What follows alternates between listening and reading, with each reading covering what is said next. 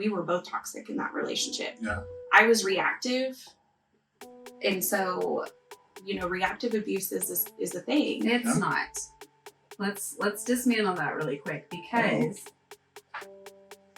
I don't think that reactive abuse, I think that that's a very harmful narrative for victims of abuse. And I think that we should reframe it and say that this is my reaction to abuse. Okay. Not reactive abuse.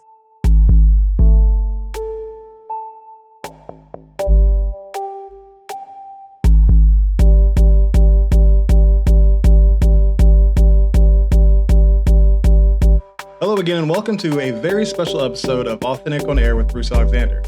Today marks the first occasion that I have multiple guests in the on-air studio at the same time. I am both excited and terrified. Maybe this will be the test that proves to me that I know what I'm doing. Or not. I joke around, but I feel so blessed to have the host team of the Marvelous Mistonic Muggles podcast in the studio. With the three of us in the same place, there will be a lot of A's, D's, and H's being unleashed on the airwaves. We will see what happens after today's reflection. It seems easier to avoid pain and betrayal if you never let anyone in. But doesn't that cycle actually invite more struggle into your life? Carrying all the burdens of life can be a lot. What if you shared the load with someone, even for just a moment? Life gets lighter. I challenge you to talk to someone about the heavy pain or stress inside. You may have become numb to it or gotten really good at pretending it doesn't exist. You can go to a medical professional for a more comprehensive solution, but what I'm talking about is just a moment of complete authenticity with anyone. Don't seek or even receive advice or solutions. Just sit in a moment of utter truth and feel that layer of anxiety fed by hiding melt away. Even if it is just for that moment, appreciate what it feels like to exist as your real self in the physical world. Try it. And tell me your experience in the episode 19 reflection post on Instagram, Threads, or Facebook at Authentic Identity Management. Or make a post with the hashtag Authentic Reflections. I would love to hear from you. I practice this all the time with you. As my audience, you have experienced me dumping my emotional waste tank often. It is so important to me as host of this show that I keep it real. So whenever I start to feel like an emotion I want to hide from is filling me up, I just smash that eject button. That is often on air, and I'm totally okay with that, because that is exactly what this space was created for. Remember, if you like today's podcast or love the space we are creating on this show, then please leave a review and follow this podcast so you don't miss any of the great episodes I have coming weekly. If you want help learning how to embrace authenticity on a daily basis, comment eject in the episode 19 reflection comments, and I will reach out to you personally and set up a free consultation call. If you want to give the show some extra support, check out the new Authentic on Air with Bruce Alexander Patreon. I have more in development, but the two tiers currently set up are a $5 monthly supporter tier. And if you really just want to give back a bit and help me in my mission of spreading authenticity, and a VAP, a very authentic person package. For that, you get $100. It's $100 a month, and you will be given 2 30-minute one-on-one authenticity coaching calls with me. I'll protect your ad-free listening as I move forward with trying to get sponsors, and there will be some degree of all the benefits rolled out for lower tiers as I start to have the financial support to keep growing. So getting back to the amazing opportunity in front of me today. My guests met at the age of 5 and have spent the rest of their days in a relationship of platonic bliss.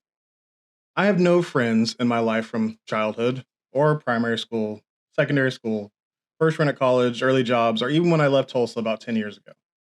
I wonder what my life would have looked like if, like Maralen and LaTresha, I found someone early in life that shared similar social struggles and successes. Would I have a lifelong friend if I had met an ADHD counterpart? Even more interesting, would I have felt the need to play the fit-in game if I had known that someone liked me just as I was? I will never know. But I do know that I love to see what the host of the newly launched podcast, The Marvelous Mistonic Muggles, have found in each other. Both ADHD and autistic, I get the feeling that they have seen the darkest, ugliest parts and continue to love each other anyway. They both parent neurodivergent children and have survived domestic violence and sexual assault, making the smiles and laughter constant in their presence even more praiseworthy. They both bring a myriad of skills, talents, and certifications to the table, but as they sit across from me today, I see two authentic humans and that I am so excited to get to know.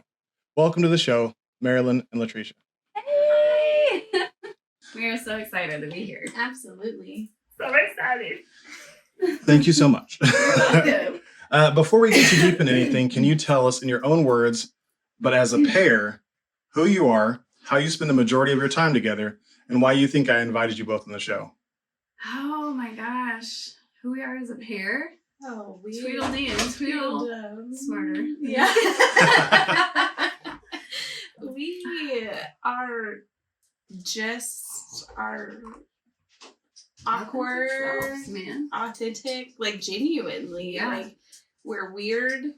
We dance and sing and There's no filters, like we just try to show up like as authentic as we can, and just be willing and committed to growing and healing with each other and holding space for each other. And that's what's created this long life connection, but it always wasn't like that too.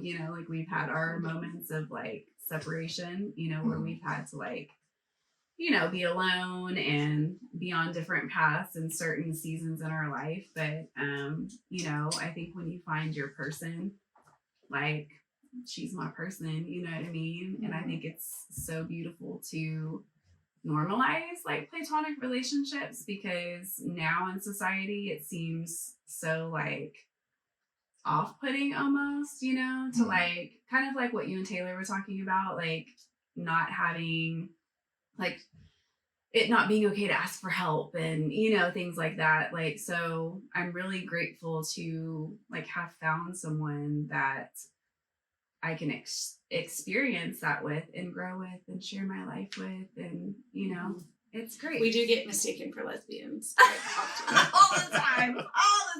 I mean, it seems like you have such a deep connection, and talking about you're finding your person. Yeah. Usually, you think of your person as being someone that you're gonna like spend together as a spouse. So, what is that like? How's that been for your relationships that develop outside of this friendship? Has it been hard for them to find space?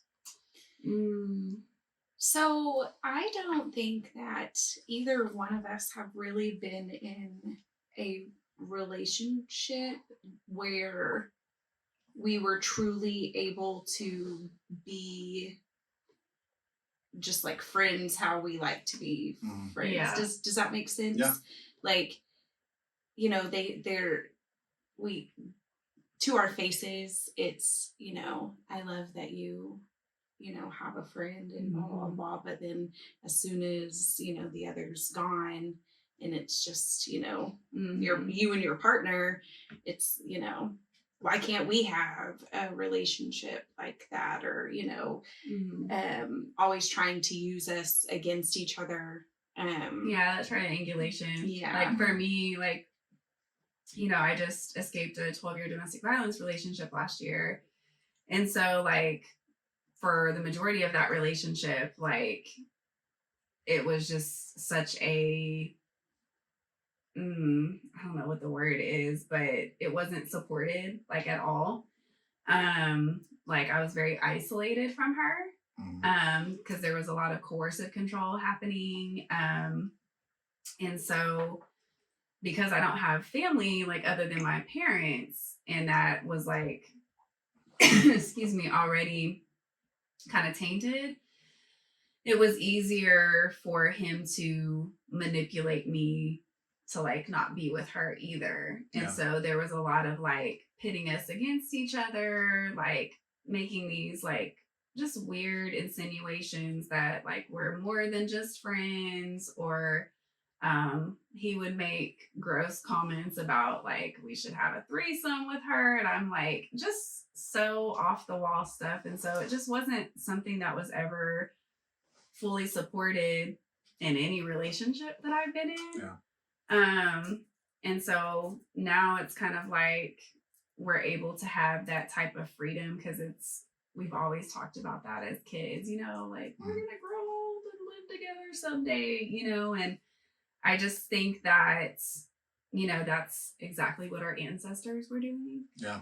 And having that community. And so like the way that America now like shames people for being vulnerable and asking for help. And it's like, anytime someone does that, it's like, why are you asking for a handout? And kind of like, again, what you guys were talking about, pull yourself up by your bootstraps kind of thing. And it's like, not everything in life has to be hard work. Mm-hmm. Like, why can't I work joyfully? I totally agree. Why can't I work with ease, you know, and why can't I have a community that supports me in that, where we uplift and encourage each other? And you don't have to do it all by yourself. And especially like as a single mom, and we're raising like neurodivergent children, like, why can't we do that? Like, why is that? Like, you know what I'm saying? Because even with intimacy, people always think of physical intimacy, like, or sexual intimacy, but like there's so many other ways that you can be intimate. Sharing a playlist with someone is a form of intimacy. Like, I was thinking of you and this song reminded me of you. Or you know, just all different types of love conversations. Yeah, that's super like, intimate. Being able to be vulnerable with somebody and just have a real raw conversation without being afraid of judgment. Mm-hmm. Like, that in itself is just a true deep form of intimacy. Yeah. And it's like, we have that. We have created a safe space for each other to be exactly who we are, without feeling like, you know, we have to walk on eggshells or be afraid, or, you know, like, we have made it okay to have hard conversations, because it's not that we don't agree 100% of the time, but whenever we don't agree, we literally have conversation.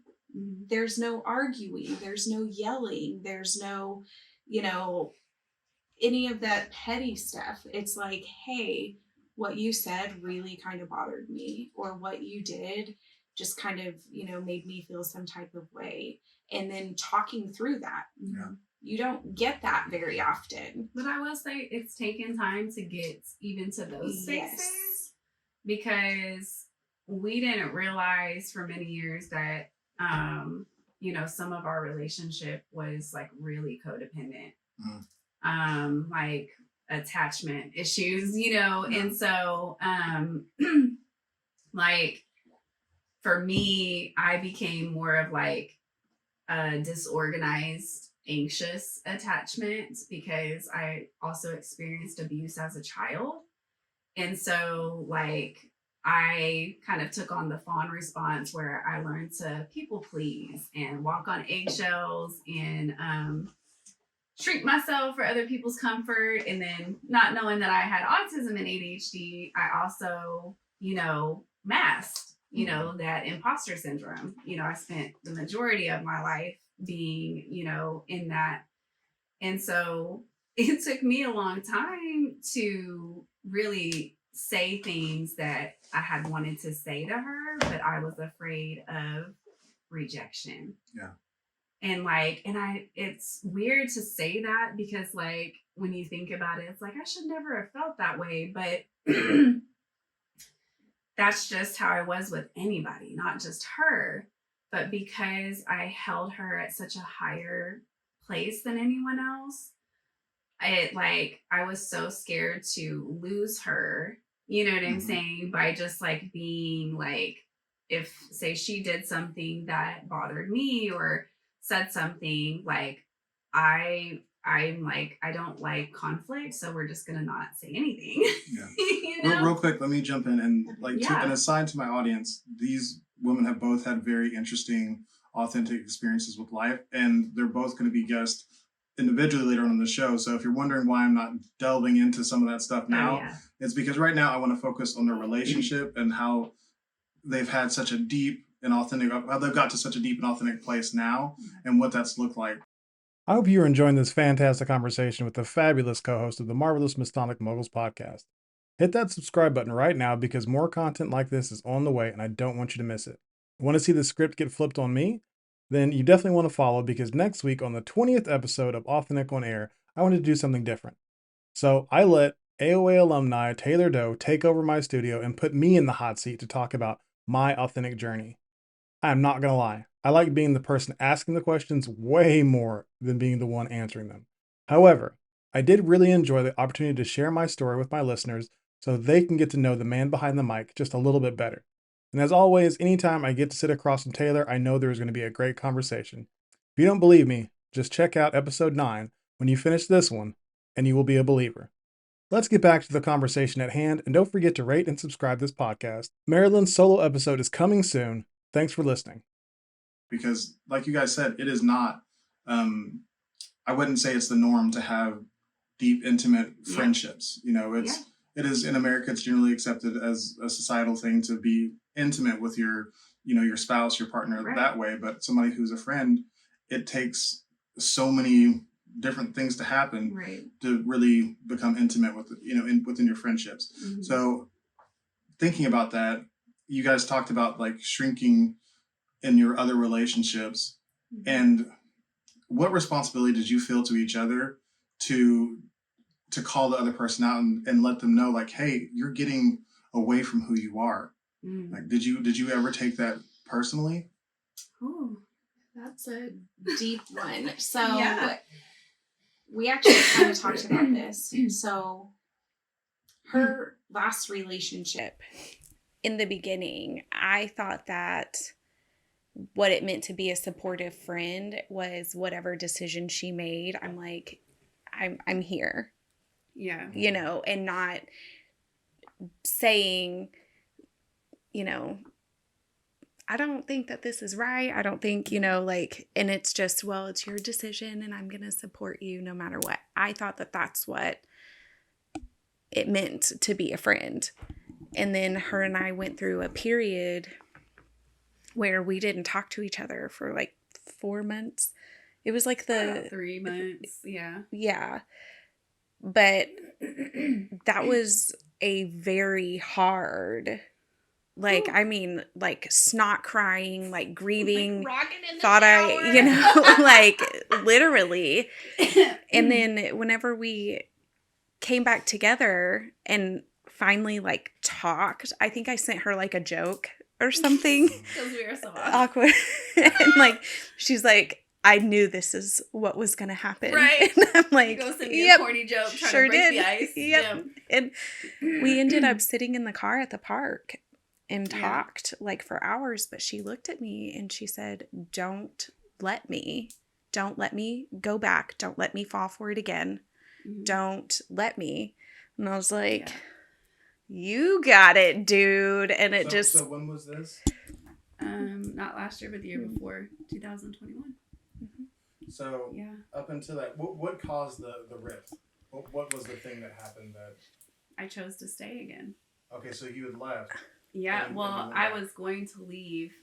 He had deployed and he was supposed to be gone for like 4 months. And it was kind of like anytime he would leave, the veil gets lifted because I'm able to think for myself. I'm able to feel process. The energy shift. Well, too, because like with having autism or ADHD, like there's that delayed processing. Mm-hmm. So I had to play catch up, you know what I'm saying? And so I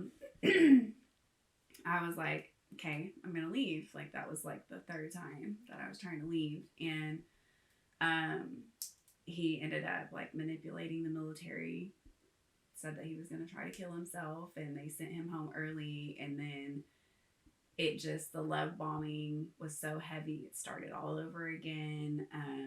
You know, he was mirroring my behavior and, you know, I can't believe it. I can love again. And I'm meditating, like everything that I was doing and implementing in my life.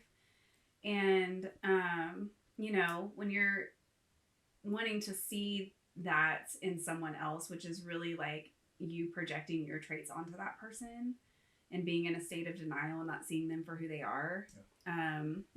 That's a really hard place to be in. And he's the father of my children. And so,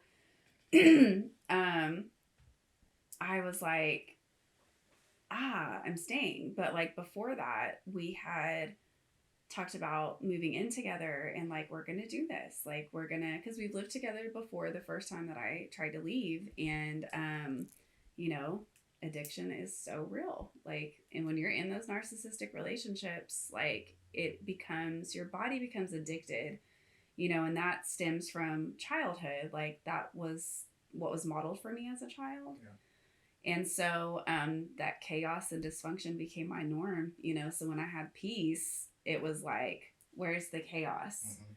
And so I ended up staying. And so we had all these plans during those 2 months. And then when I chose to stay, it was just like, whew. I remember too. But also, like, in that time, it was really pivotal for me because I had to learn in the ways that we were really codependent. Yeah. And I had to learn that I was the person that would drop everything and what I was doing when someone needed me. Mm-hmm. And I was doing that with her all of the time as well. And I was like making that exception.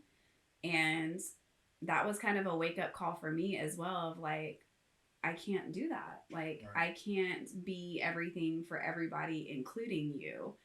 And so that was hard conversations to have too, because I had to be honest about how I felt and not like filter anything because I was scared of her response. Yeah. You know what I'm saying? Mm-hmm. And plus I read like facial cues like so heavily, you know, and if I see her face like, you know, like remotely like change in any way, I'm like, well, I didn't mean to say it like that, or, you know, and I would like stutter and stuff. And like now I'm grateful that we're to a point to where I can just be like, that's not what I said. Yeah. Let me finish. You know what I'm saying? And then we can just continue that conversation. And I love that so much for her. But yeah, no, like I remember whenever you told me you were going to stay, and it was literally like I had just got like stabbed right in my heart. And it wasn't necessarily because of the plans that you and I had made of like trying to get you out again and all of that. It was literally because I knew that it was going to happen all over again. Mm-hmm. It was going to be okay for a little bit, but then it wasn't going to be okay once he knew he had his hooks back in you. Yeah.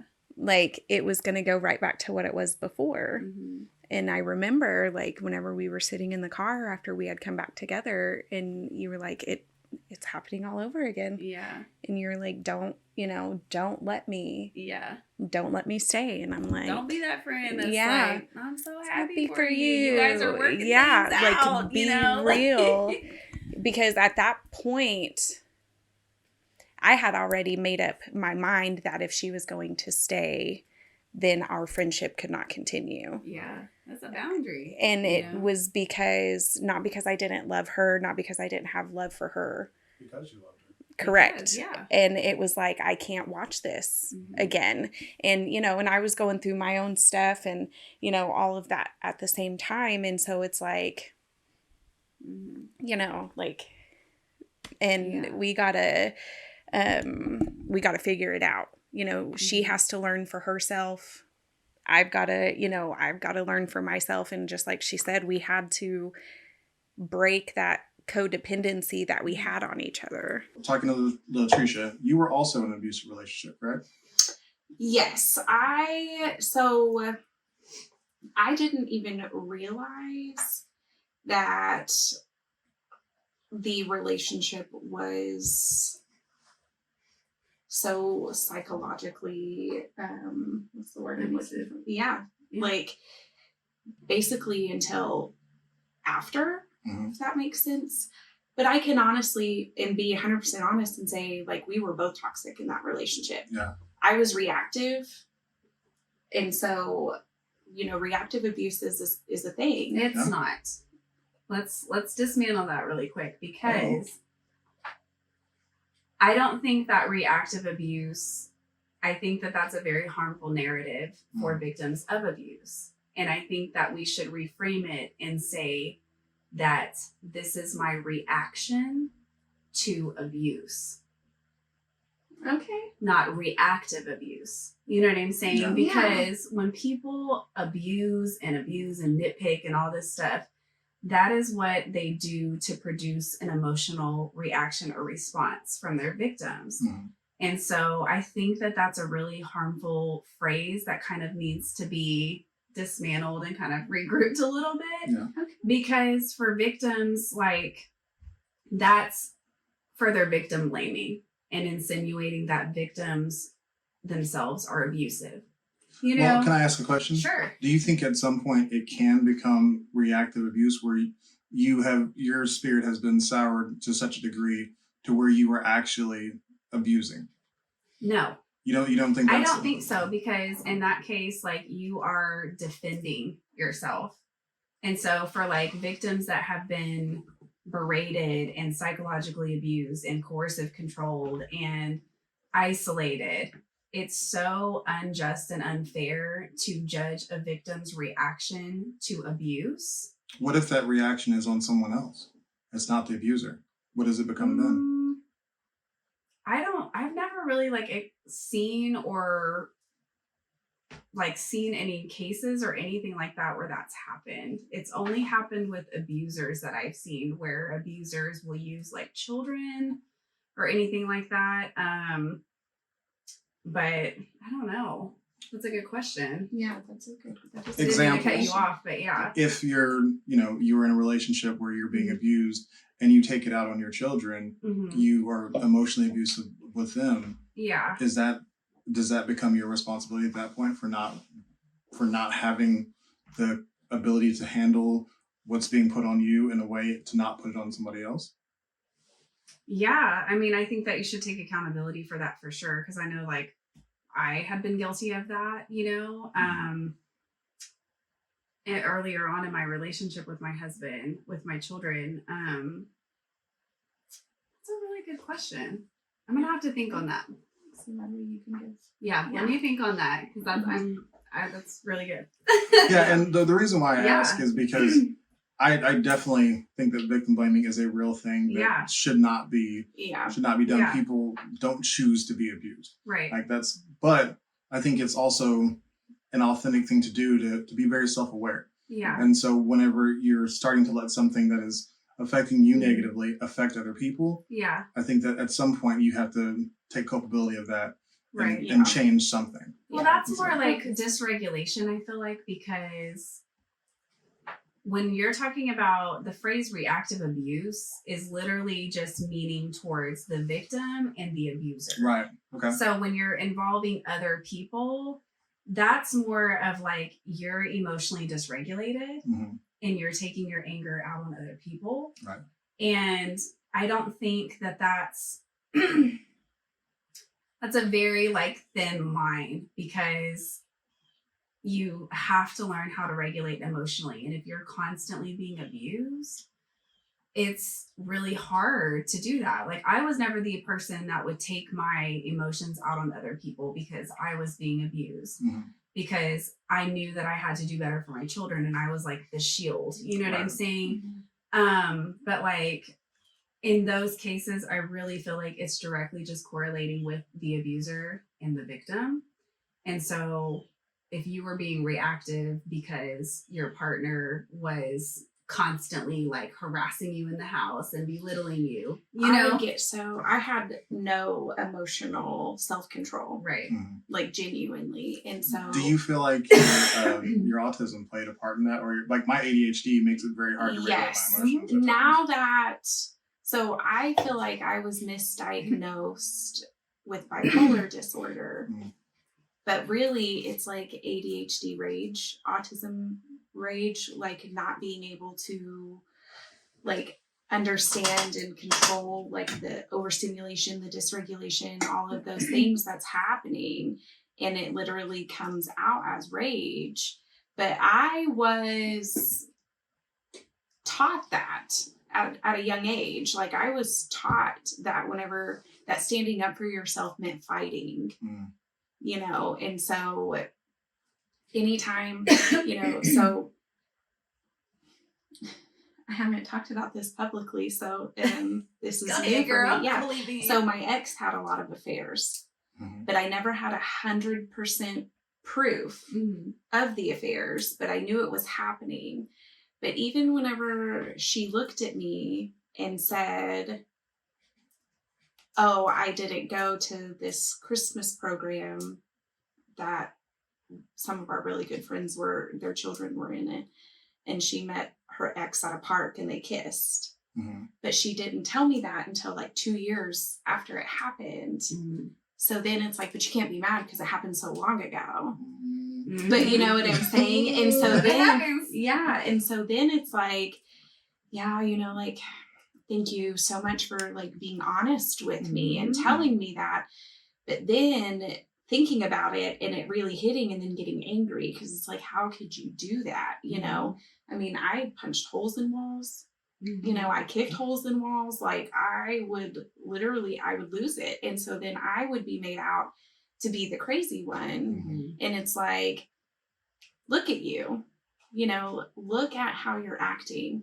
If I felt like you loved me, I wouldn't have done that. If I felt like I was getting the attention from you that I needed, I wouldn't have done that. And then I start feeling bad about myself because it's like, oh my gosh. Like I could have done better. I can do better. I can give me a chance. Let me do better. Whenever they're the, you know, like they're the one that went out and found somebody else, you know? And I mean, and ultimately that's how our relationship ended is I found out that she was like, I had 100% proof that there was an affair. And whenever I found out, it was like 2:00 in the morning. I flipped a light on. I threw something at her.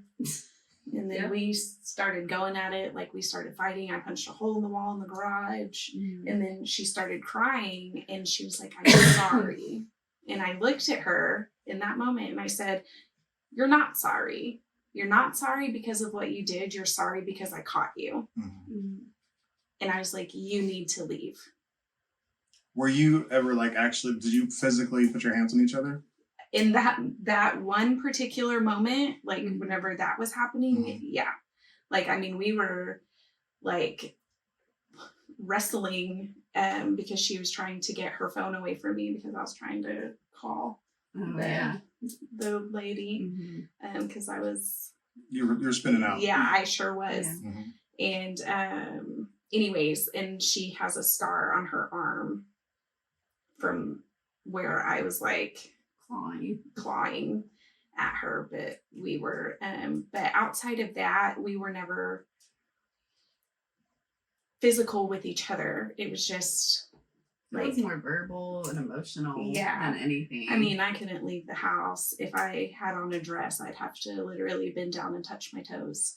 Oh nope, it's too short, you can't wear that. Whoa. You know, but then, you know, made to be like, but I'm just looking out for you, you know, because you don't want, you know, people just coming up to you and thinking, you know, and like, so then I'm like, oh, like she loves me, she's protecting me. And see, her story is a great example because many people think, like in my case, like that it's just men that can be narcissistic or abusive. No, like women are just more capable of being manipulative and stuff, but you know, it's just a prime example, you know. But I mean, like I said, I can say that, you know, I can take fault or take accountability for the parts that I played because there was a lot of situations that I could have handled better, but in that moment I didn't know any better. I think that it's important that you corrected that from fault to accountability. Yes. I think those are two different things. Yes. And, you know, I, like my wife and I, we have had some really rough patches in our relationship where we argued so ferociously that it seemed like we were not even two humans anymore. But that was, we're both ADHD and neither one of us knew enough about ADHD to understand the emotional dysregulation that comes with that. And learning that piece of it has completely changed our relationship. Like we both understand, like, she's not as mad as she seems right now. She needs to process, or he's not as like, I often would just not tap into my emotions at all because I didn't want to go to that angry place. And so she had to learn, like, he's not trying to not feel. He's trying to like take this in a way that he can process it in a safe way. And both of us learning, like, she doesn't prod me.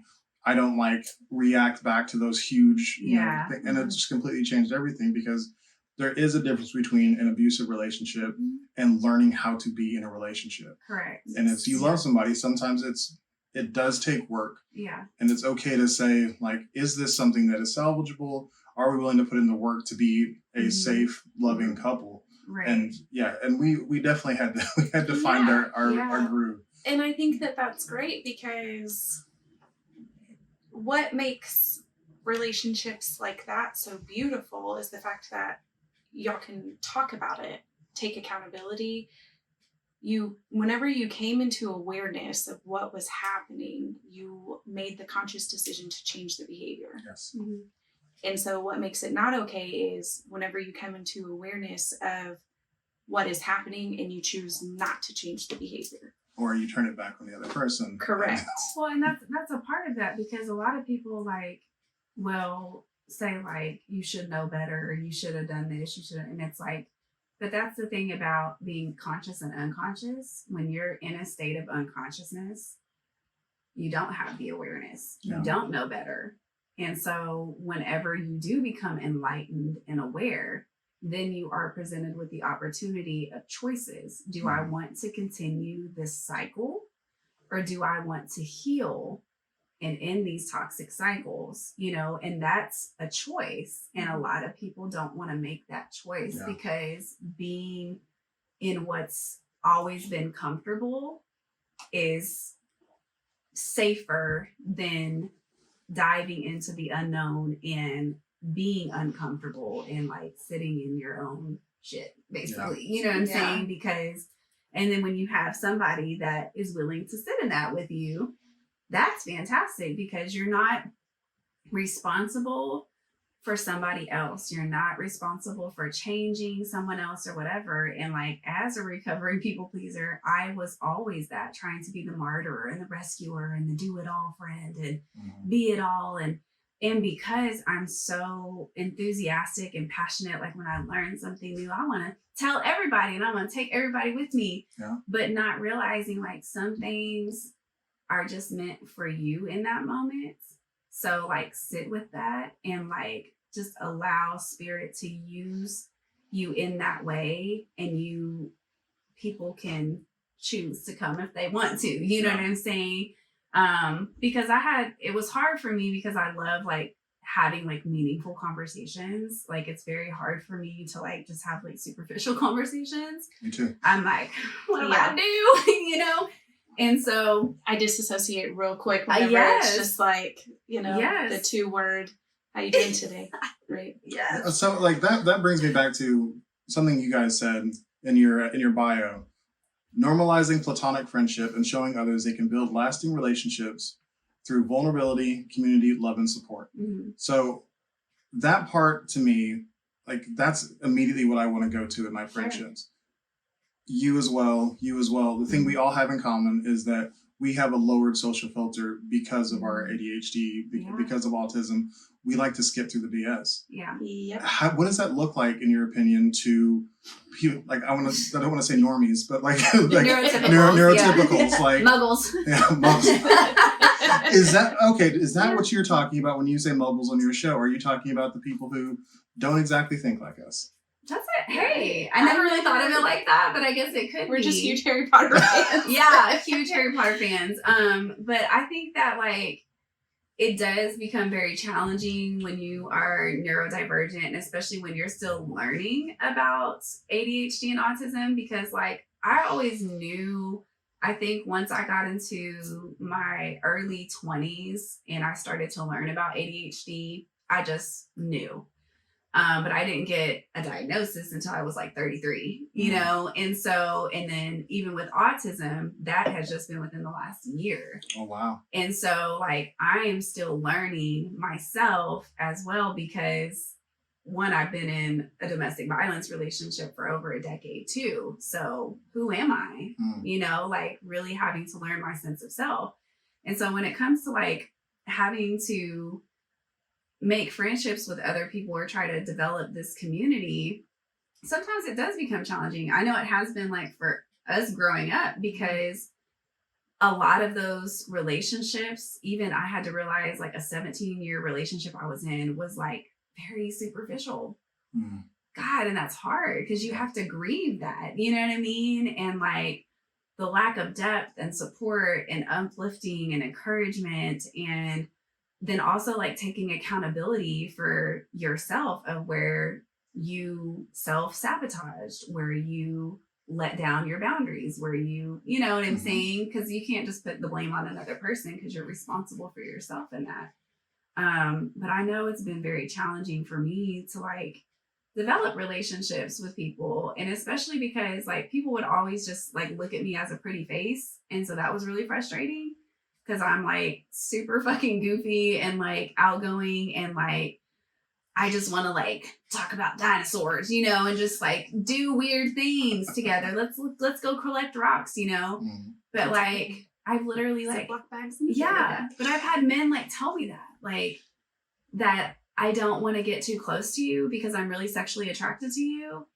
And I'm like, that's such a bummer, man. Like, cause God, like I'm really cool as shit. You know what I'm saying? Yeah. You're missing out because there's been times I want to have that relationship with men and not be sexualized. Yeah. You know, and like that stinks, you know, especially when you think that they're like a really amazing person.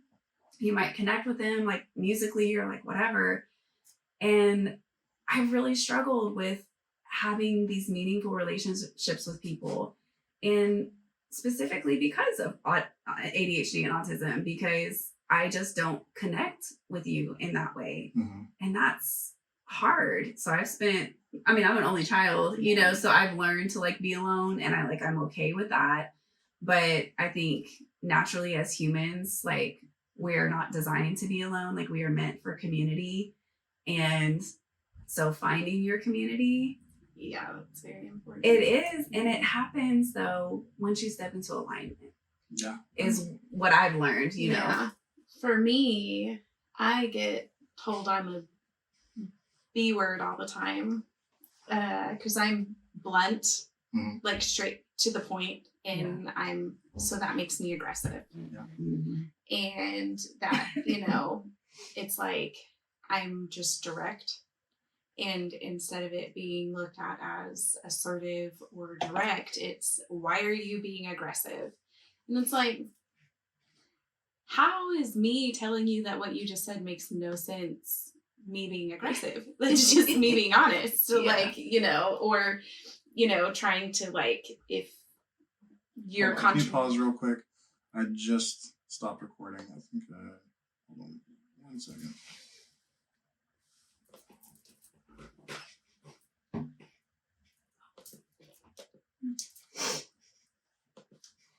Just crumping, doing your daily crumping exercises. Sorry. You're fine. Picking back up, you were just talking about people asserting that you're a B word because you're honest. Yeah. And I mean, not saying that I can't be, because I can, but I am. I am not afraid to just say it, but it's like, I don't know how else to say it. It takes more work to try to beat around the bush and think of like, I'm trying to think of an example, but my brain can't come up with one right now fast enough. But, you know, like, you have a booger in your nose. Yeah. Like, instead of being like, oh man, like sometimes whenever I get sometimes I like to just get tissues and just kind of like wipe them on my nose, you know, instead of just looking at them and being like, hey, you got a booger in your nose. Like it takes more effort to come up with a whole scenario to beat around the bush than just saying it. Yeah. And I found a very similar thing because I can be brash at times, but what I've found is that I've had to start asking myself, is it helpful? Is it timely? And am I being kind? Like if I can answer any one of those three questions with a no, then it's either needs to wait till another time or and that's been a process. That's been a process of learning that I can be honest because that is my authentic self. But if my honesty is making other people unhappy, that doesn't line up with what I want for myself or other people. So that means it's not an authentic value for me. So that means I need to work on it. That means it's something I need to grow. Let me challenge you in that aspect. So when it comes to like being authentic in relationships, and there's something that you need to be honest with your friend about and having an uncomfortable conversation, do you hold responsibility for their emotions? Like with that? I hold responsibility for my effect on their emotions. Okay. And that's not saying that I'm not going to ever make anybody sad. Yeah. We're like, I've told my friends recently that we're moving to the Northeast, like we're moving to New England. And that has hurt a lot of people's feelings. They're upset about it, but I can't take that on. Right. Because, you know, my joy and happiness and the joy and happiness of my family can't be put, you know, in the back seat to somebody else's. Yeah. So as much as I can respect myself first, then their emotions come next. Yeah. And so whenever I can live my full best self and not hurt other people, that's what I want to do. But sometimes, I'm going to hurt other people sometimes. But often there's a choice to do it in a non-hurtful way. I just really try to, like, especially whenever I'm talking to her, it's kind of my beginning of a conversation is, don't take this the wrong way. I'm not trying to be mean. I just don't know how else to say it, and so I'm just going to say it. Because I'm so sensitive. And so, like, I try really hard to, you know, like, it may come out, you know, some type of way, but please know that I'm, like, saying what I have to say with love. I just don't know how else to say it. But I love what you said, because, like, I feel like you can apply that with children.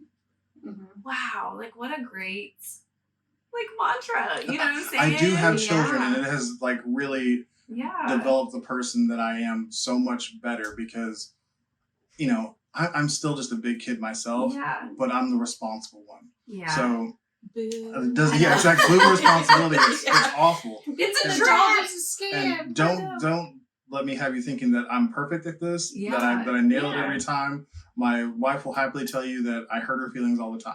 But I don't, like, it's not my goal, and I'm quick to apologize and say I did that wrong. So what are the three again? Is it timely? Is it timely? Is it kind? Is it helpful? That's great. Genuinely. I need to work on that. I'll write a note. Because do it. with the way that I am, like, I have to have hard, fast rules. Yeah. Like things that are nebulous, I lose them. Like that's not what works for me. I need to have things that I can go to and, like, here's the checklist. Yeah. And it's like, if I have a checklist and I can go through that, then that's something that will stick. That's something I'll keep going back to and saying, okay, this doesn't meet the test. Like, is it kind? Is it timely? And is it helpful? Is it helpful? See, Got it. Share that note with me, so that way I can see it too. And I don't know. Like, I've questioned it, but I don't know that I'm autistic. So I don't. Yeah. I'm curious as to how you found. First, let me go back to you guys being 5 and finding each other. Like, how quickly did you recognize that this person gets you in a way that other people haven't? I think it was pretty quick. Like, we don't, like, for me, I don't remember a lot of, like, that early years. Like, we grew up in Sunday school together, and for me, I think it was, like, probably, like, late elementary when we really started, like, getting super, super close. And then by the time we got to 7th grade, then we were just, like, inseparable. But, you know, because of what I was going through as a child, like, she was kind of, like, playing the rescuer, you know, and plus she had 2 older brothers. And so, like, she was that, like, protector, and, you know, you're going to ride the bus home with me, you know, and things like that. And that's kind of how she was, like, with anybody else too. And I would, like, get on the phone with her mom. Oh, God. And I'd be like, you better not ever put your hand on my like 12 years old, She's not coming back to your house. Yeah. You can get it together. Yeah, she was bold, man. Do you think that speaks to your autism? The ability to not see injustice go unheralded? I do. Yes. I do. And I didn't get. I was 34 whenever I got diagnosed with autism and ADHD, and so back in that day, you know, I was just always told that I was just a really aggressive child because anytime something would happen, like, I was always like, no, that's not right. Yeah. You know, like, same. I got in fights a lot but I never started them. Right. You know, but like, Not with sarcasm. I we just were, find people with you know, sarcasm. we were talking about this, I think yesterday, you know, me and my brothers, whenever we were young, we were very volatile. we would go at it. Yeah. We loved each other very, very much, but whenever we would fight, like it was very aggressive. Yeah. And but don't let anybody come in and try to think that they're gonna mess with one of us, because then you get all three of us, and Yeah. then that's, you know, a Mhm. disaster for the other person. Yeah. Anyways, but I remember I was getting bullied hardcore, and for whatever reason, I had a hard time like standing up to these girls at school that were bullying me. And I was coming home. My mom tried really hard to go to the school, talk to the school, like tried to handle it correctly, and it just wasn't getting better. It was making the situation worse. And literally, finally, my mom looked at me and said, if you don't fight those girls like you fight your brothers, I'm going to fight you. And I was terrified of my mother, you know? And so I'm like, okay, because that's not a fight I want to participate Yeah. I in. don't want that smoke. Yeah, no. And so then literally, you know, that's really whenever it started. And then my mom now to this day says I unleashed a monster, is like how she describes it, because then it was like anytime something would happen, I'm like, oh, well, you know, guess I got to fight him now. Yep. Because Look at like, these guns. you know, that I was, you know, the rule was I could never start it, but I got picked on a lot because like I wanted to be friends with everybody. So that meant that I was a flirt. I was trying to take people's boyfriends. I was trying to, Yes. you know, and Yes, it's like, yes.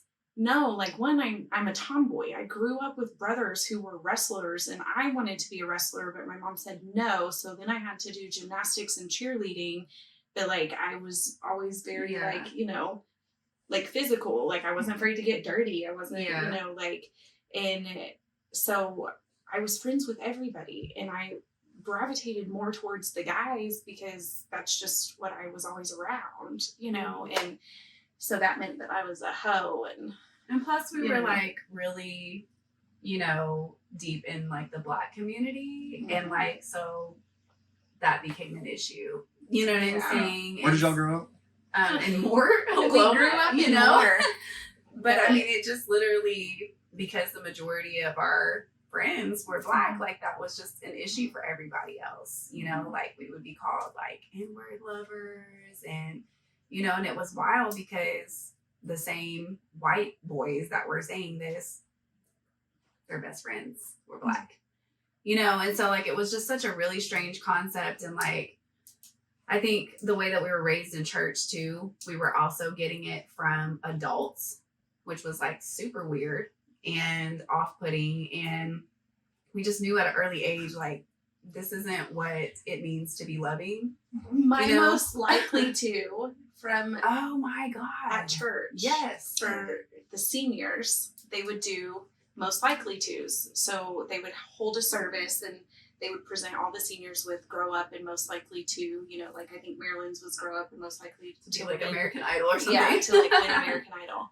Literally, this guy who was one of the interns or whatever they were called, he went up there and he was Black, and he was like, this award I have to present myself because this girl is like my little sister, blah blah blah. And I immediately knew he was talking about me. I still have my certificate. It was most likely to surprise us all and marry a white guy. Oh, wow. Yes. And she did. Yeah. Like, it didn't last very long, but you know, like, it happened. Yeah. Hey, that was, Yeah. you know, I'm grateful for that one. Yes. We're better friends than we were in a Yes. relationship, but Yeah. he's a great father to our children. So Yes. So Marilyn, can I ask you, do you have any Black in your like lineage at all? So when I did my DNA, I was actually kind of like super low key, like sad, because it was like 100% colonizer. So I was like, gosh. oh shit. No, but it was like traced back to like East Africa. I mean, like we all come from Africa is my belief anyway.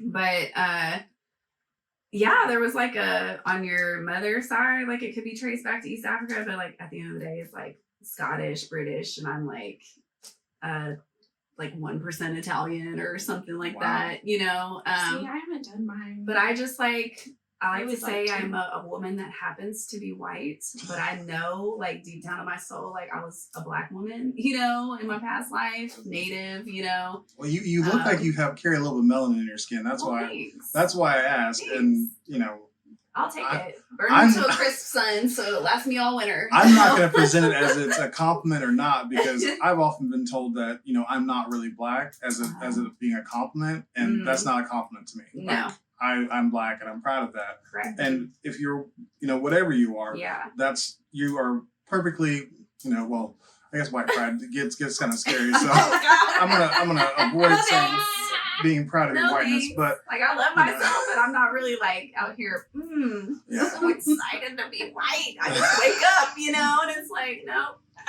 The other day, even off subject, but the police chase yesterday. I'm sorry. Did you see that? No, I stay away from the news. So. Okay, so no, I don't either. But we live with my parents, you know, and they just stay on Fox News all the time. But it was wild, and like I was jokingly to my dad, I was like, watch, because the guy that they were chasing was driving this truck, and I was like, yeah, America, and I was like, I'm sorry, spit. I guarantee you, it has like American flag on.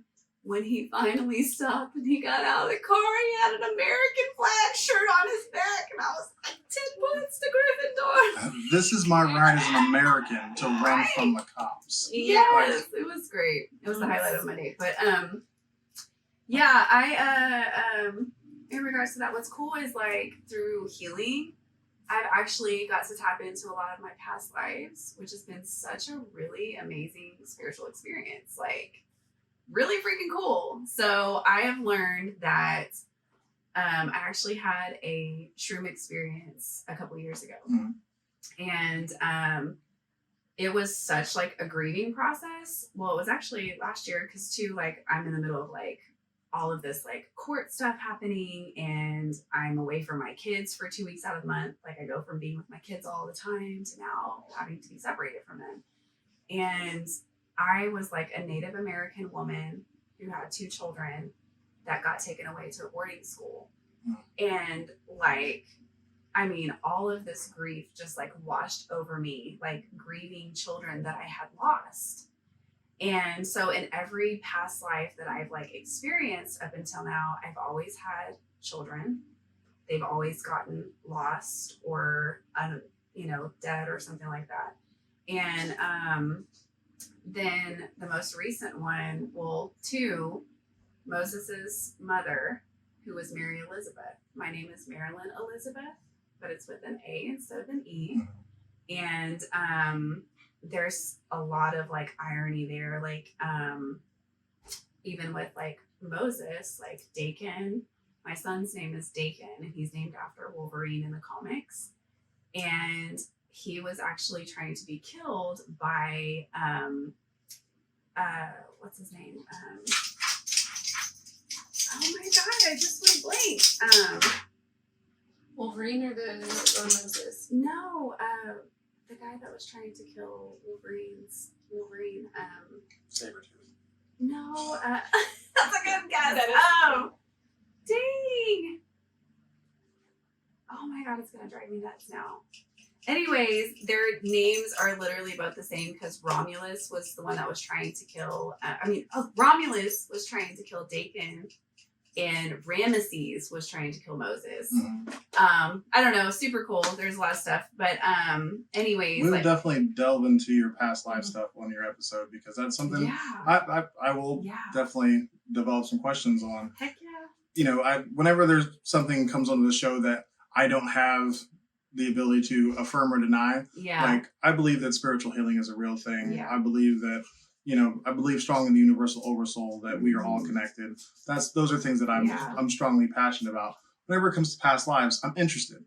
Like, I'm not going to say like, I totally co-sign this, you know, I'm all about the past life stuff, but I'm interested. Like, I'd love to hear more about what you found. And I'm a very curious person, and I like to not discount anything I love that you know, that I don't know. Sorry, neither one of you can talk now, so we're just going to sit here for the next 30 minutes. No, please don't respect the jinx in the show. That would be very uninteresting. So to kind of re-guide a little bit, let me ask another question that's like, we've talked about so many of the things I wanted to ask about just kind of through attrition, because you guys have, the things that have shaped you are the ones I wanted to ask about. But let's talk about this. So I talked in today's reflection about sharing those fears and stresses that we condition ourselves to believe are too heavy to share with anyone ever. I know that neurodivergence makes it easier for me to share more of myself than most without hesitation. But years of trauma, followed by many more years of masking, created a dam of festering truth that I was able to completely ignore for like a really, really long time. It was built very well. So it wasn't until I was in risk of losing everything through behaviors that I was doing that didn't really align with who I claimed to be, that I had to start asking questions of myself and, you know, poking and prodding that dam a little bit. And when I did, you know, it came crumbling down, and I was left like about nose deep in all the different lies, deceptions to myself, and different different harsh realities that I hadn't even realized I hadn't dealt with, you know, as far as back as like my childhood trauma and other stuff. Do you feel, I'm sorry, but in that moment, like I had my first real taste of authenticity, of like being honest to myself and saying like, I am messed up. Yeah. But like as scary as that was, it felt good. Yeah. Like it felt like for the first time ever, like I was really here. Yeah. I mean, maybe not ever, but since like high school. Yeah. Like, so did the experience of telling each other that you were being abused or opening up about your sexual assault, did either of those things have that feeling of this is this terrible thing that I have to face, but sharing it with somebody I love actually makes me feel a different kind of real in life? Yeah. For me, so she came into awareness about certain different behavior types and stuff like that before I really did. And so she would be talking to me about things, and I'm like, wow, like I feel that. Like I went through something similar to that, or, you know, I would, you know, and so having her, it really, you know, like, what am I trying to say? It helped me be able to process my feelings. Now, like I said earlier, like I haven't really talked publicly about things that I've gone through in my life. Like literally the only person that I've shared things with is her, because if I do in the past trying to share my experiences or things that have happened to me, that didn't happen, or I don't remember it like that, or you know, like literally. And so then I questioned my experiences, and so then I had to really, you know, like whenever I started coming into awareness about things, I had to really sit down and like sit with myself. And so then as things are coming up for me, I have somebody that I can call and I can say, this was my experience. This is what happened. This is how it made me feel. And she doesn't try to change my mind. It's, those feelings are valid. Yeah. Like, and so for me, it has made me being able to talk about these things, because I get a lot like, this is family stuff. We don't talk about it outside of the family. We don't talk about it, you know, like that with loyalty. Other people, you know, and so it's like, it was difficult. But then once I started and I was like I was able to release those things, and having someone who didn't judge me, didn't invalidate me, didn't, you know, tell me that those experiences didn't happen, and just being met with, yeah, those are some really big feelings and those feelings are valid. Yeah. Like that has helped me be able to work through the things that I've kept bottled up inside my whole life. And so like, I'm grateful, you know, for that. I'm grateful for that space that you know, we've kind of created with each other. I mean, we give our unsolicited advice and stuff like that, but a lot of times, like, we're able to just really listen to each other and like vent and get it out. And, you know, like, How has that helped you with like wanting to like now feel empowered to share with others? because I'm not the only one that has experienced the things that I've experienced. No matter how long I've gone, and I'm like, I've been through more in my life, like saying this as a teenager, I've been through more in my life than most adults have ever been in their entire life. And, you know, like, but I'm not the only one. And so there might be someone out there who hears my story or hears what I have to say that can be like, dang, I feel that, you know, like I can resonate with that.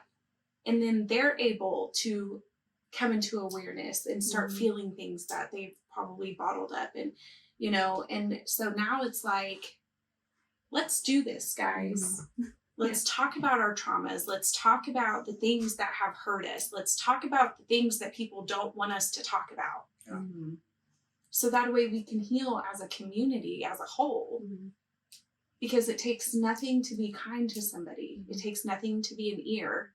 Now, if, you know, you're not mentally prepared for that, it's also okay to say, I'm not mentally ready to hear what you need to tell me, but, you know, Not ready to receive. So give me a minute and let me like regulate myself and process this, and then we can come back and talk about it. Like, Let me just interject really quick. Like, the importance of either one saying like, I'm not comfortable talking about that, this part of me is for myself, or these other two options of being honest while you go through whatever it is you're going through, I think is so important, because like you said, maybe somebody else has gone through it and can look at you and say, wow, I'm not alone. I think that's so important, but also it can have, you know, not being honest about it can have the negative effect. Saying that I'm going through this thing and I'm totally fine. It can make people feel crazy. Like, I'm not fine. It's like saying I'm not fine, I think, is one of the strongest things that you can do to help people, because if they're looking at you and thinking that you're going through this thing and they handled the same thing poorly, they're people, you know, it's natural for us to compare ourselves to other people. And if we look at, you know, it's like you're going through this thing and I totally fell apart and she's like keeping everything together and like, what's wrong with me?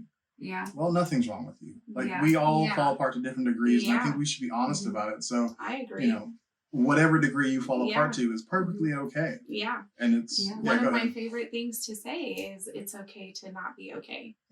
Because you have to, in order to be true to yourself and to be authentic, you have to allow yourself to feel your emotions.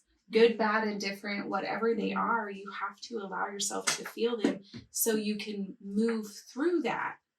And that's the part, is being true to yourself. I think, like you were saying, like going inward is like one of the most ugliest, scariest, messiest things ever, because like we avoid that at all costs. And I know, like, I guess I'm grateful for hyperfixation because that has really like led me down the rabbit holes of like my spiritual awakening.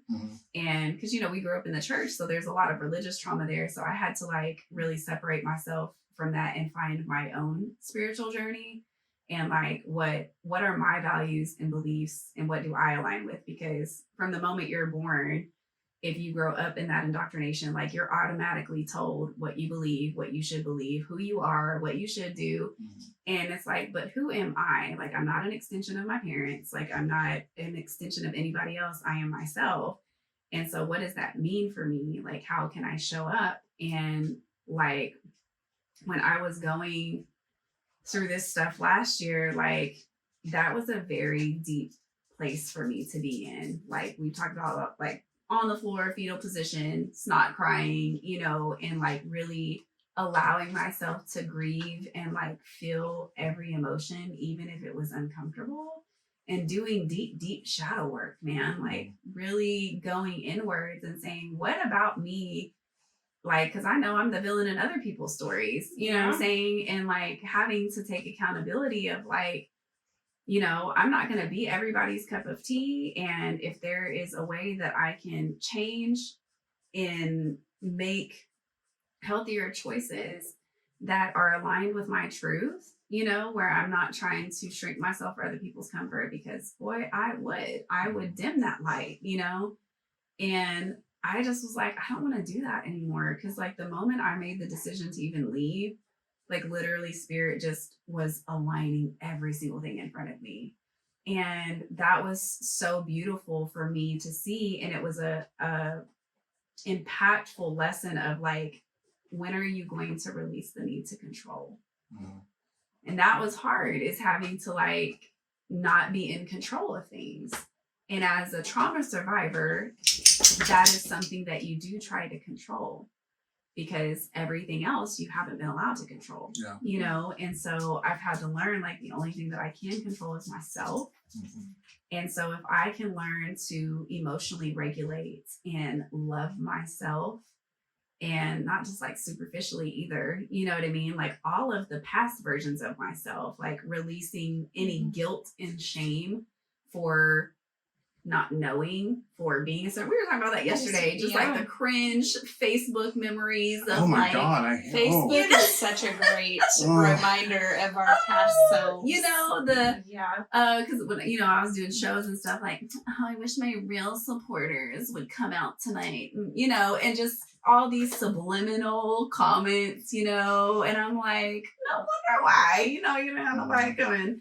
But just being honest about that. I think that's like the realest thing that you can do, is like learn to like love and laugh at those past versions too, of like, man, I sent her so much love. You know what I mean? Yeah. Like, I haven't gotten there yet. Man. Like whenever I get a time hop memory from something I put on Facebook 7 years ago, I'm like, what a douche. I cannot stand that guy. Like it's really hard to like. I want to get to the point where I'm sending that person love, but at this point, I'm still like, oh, I can't stand you. Like, and I really see why, you know, I didn't have any like real friends at that point, because I was not real. Yeah, like everything I put out was fake, and guess what? I was getting like fake support back. So but that's where grace and compassion comes in, man. Because like, you know, when you can extend that grace and compassion with yourself first and foremost. Like, well, let me retract. Like, I think we often overextend so much grace to other people, and we don't give enough grace and compassion towards ourselves. Like, we're so ready to easily forgive people and forgive and forgive and forgive when their behavior doesn't change.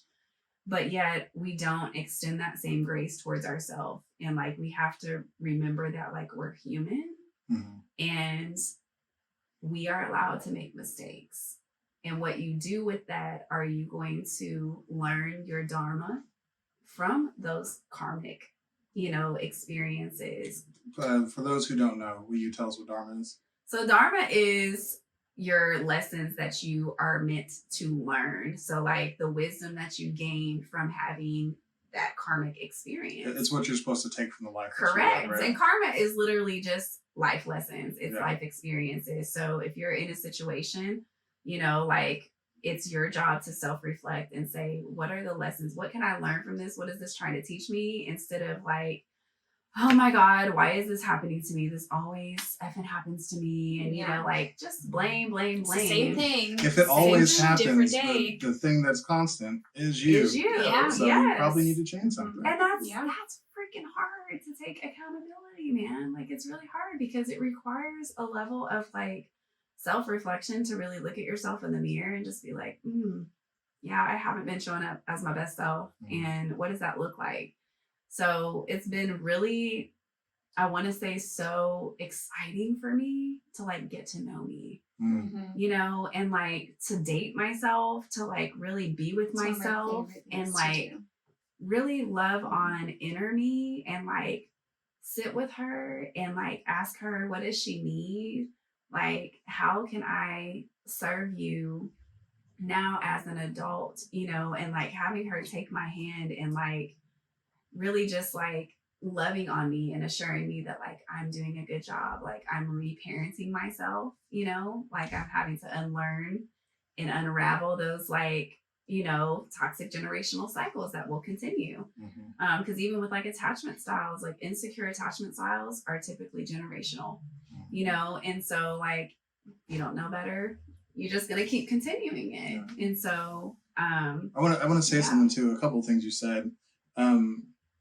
The first thing is, I really appreciate you talking about giving grace to your past self, because like I'm all about like telling people it's like you have to be graceful to yourself. Like, you know, you can't have negative self-talk. You know, you have to be positive towards your view of yourself. But I hadn't really taken the time to apply that. It's like I believe in reclaiming your narrative, and you know, and going back and looking at the things that you've been through and saying like, here is my culpability in that situation, and here's all the things I can let go is not my fault. But I'd never really thought about saying like that person that I was like, he was a douche, like saying he was going through a lot. And I love him. Like that's something I haven't taken the time to do. So that's something I'm going to work on. Because like I love doing this show because I get to hear how lots of different people from lots of different kinds of backgrounds, from, you know, scientific to, you know, spiritual to, you know, religious, how they all handle these things. And what I like to do is try to take them out of the packaging that they were given to me as, you know, Christianity or scientific or whatever, and look at the methodology and see like what is actually there. What is it telling you to do? And apply that, like just apply that to myself. And then, you know, the fact that I'm, you know, a recovering Christian that is like trying to reconnect with that is that doesn't have any effect on me trying to learn to like parent myself. That's not information I was given. And that's something I just learned like on this show like 6 months ago. Not even 6 months ago, like 3 months ago. I'm terrible at time. If I say a time, ignore it. Real anyway. Exactly. Real. Yeah. Ignore the time I lay out. It's like a total illusion. But that's something that I'm really learning to enjoy, is like taking all these different views from all these different people and looking at the thing that it's actually saying to do and applying that and saying like, oh, that's good. So thank you for that part. Absolutely. And there was something else, but I got lost. So that's okay. Anyways. That's okay. Yeah. And I mean, like, even on the construct of time, like, it is an illusion. And like within our society, it's like there's so much shame and guilt around like, you should be doing this by this time, or you should be here, you should have a real job, you know. And it's like, well, I'm getting real money, so I think it's a job, you know what I'm saying? Like, are you really getting paid? Then it really counts. And it's wild. And like, I know that will be like another topic of discussion, but just like lightly, like, you know, that's a huge part of being autistic and ADHD is like the majority of that community are self-employed because we make up 85% of the unemployment rate, you know, and because people don't want to hire us, you know, and you're really missing out, you know, but like, either that or it's just hard to stay interested in that, especially if it's like a monotonous job. You know, like if you're just doing the same thing over and over every day, it's like you lose interest. It's like you hyperfixate at first and you're like super excited and you go in all gung ho, you know, and then the excitement wears off and then it's like, crave that dopamine though. Like, and that's why like that creative, like being able to just create and do anything, like, you know, people can look at it as a toxic trait or not, but it's like, one day I'm making a scarf, next day I'm doing a podcast, you know, like whatever it is. But I think that that's so important to just like break away from that like patriarchal, like, you know, corporate America construct of like, just do you, man. Like, well, I talked on episodes 3 and 4 with Derek Sire, and he talked a lot about the importance of that hierarchical system existing. And how you, instead of like ignoring it, how you learn to operate within it in a way that like respects yourself.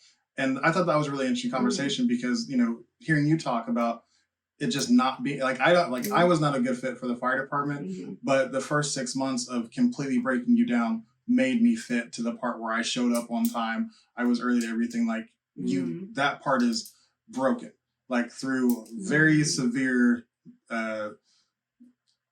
I'm not gonna say like very severe repetition and like fear of losing something that you worked so hard for. Mm-hmm. Because, you know, when you start anything, you're super excited about it, you know, Mm-hmm. and you're gung ho, and that goes away. But the amount of repetition and the amount of fear that's built into you for Mm-hmm. like ever being late, like that is the like almost the biggest faux pas on the fire department that exists is like showing up late.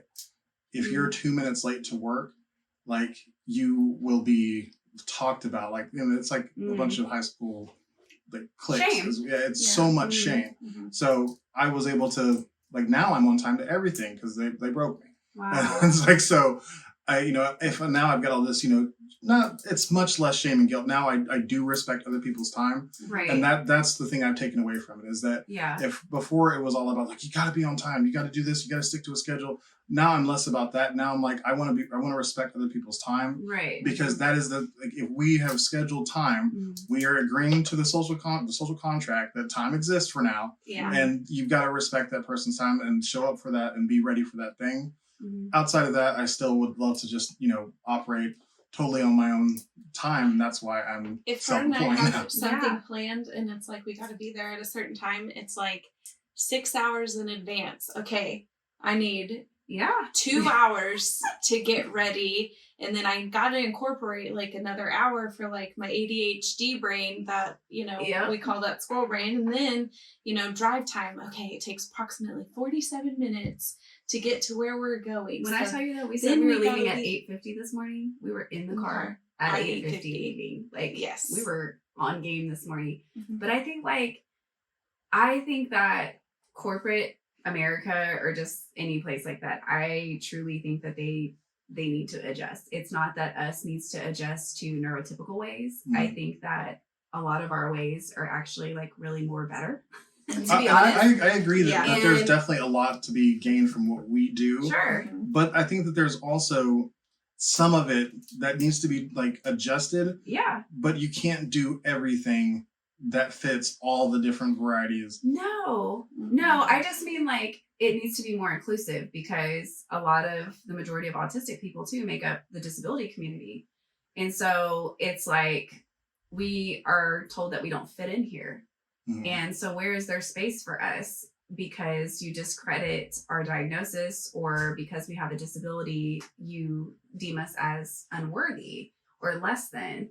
So now my credentials or schooling or whatever it is that I have to offer is like less credible because I'm autistic, or, you know what I'm saying, which is like really strange. And so there's these really harmful stigmas and stereotypes that are placed on neurodivergent people. Yeah. And I just really wish that those places would be more inclusive and just really have more diversity, because like you're really missing out on like really great people that would do a really great job and benefit your company, you know. And I don't think that it's neurodivergent people that should have to constantly be made to conform, because that is literally what we're taught from birth, is that we have to shapeshift and be like everyone else, because we're shamed into not being ourselves from an early age of like, you know, don't wear that. Act like this. Yeah. Sit pretty. Keep your mouth shut. Yeah. Pretty girls don't say those words. Yeah. Don't touch that, or you're too loud, or you're too this, or whatever. And with ADHD, like it shows up vastly differently for girls than it does boys. Right. Boys is more outwardly, girls is more internally.